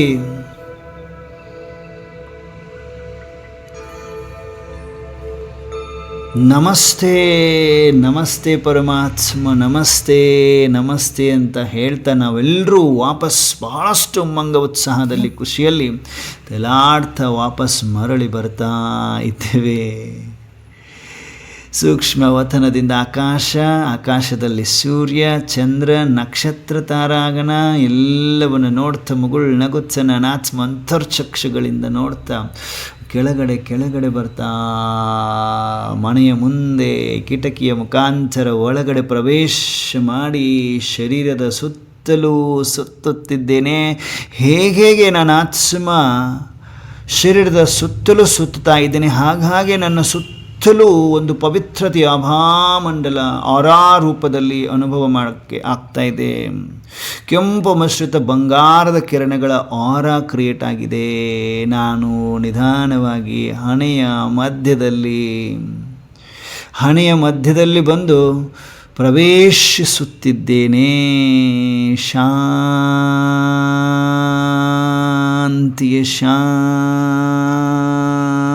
ಶಾಂತಿಯ ಅನುಭವ, ಲೈಟ್ನ ಅನುಭವ, ಸುಖ, ಅತೀಂದ್ರಿಯ ಸುಖದ ಅನುಭವ. ಓಂ ಶಾಂತಿ,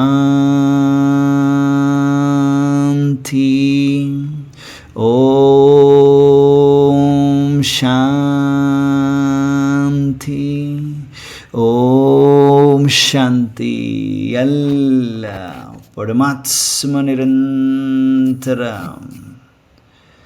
ತಪಸ್ವಿ, ಪರಮಾತ್ಮ ಸಮೀಪದ ಪುಣ್ಯ ಆತ್ಮಗಳಿಗೆ ಪರಮಾತ್ಮನ ದೃಷ್ಟಿಯನ್ನು ತಮ್ಮ ಮೇಲೆ ಪಡೆದುಕೊಂಡಿರುವಂತಹ ಶ್ರೇಷ್ಠ ಪರಮ ಈಶ್ವರನ ಮಕ್ಕಳಿಗೆ ನಮಸ್ತೆ ನಮಸ್ತೆ, ಧನ್ಯವಾದಗಳು.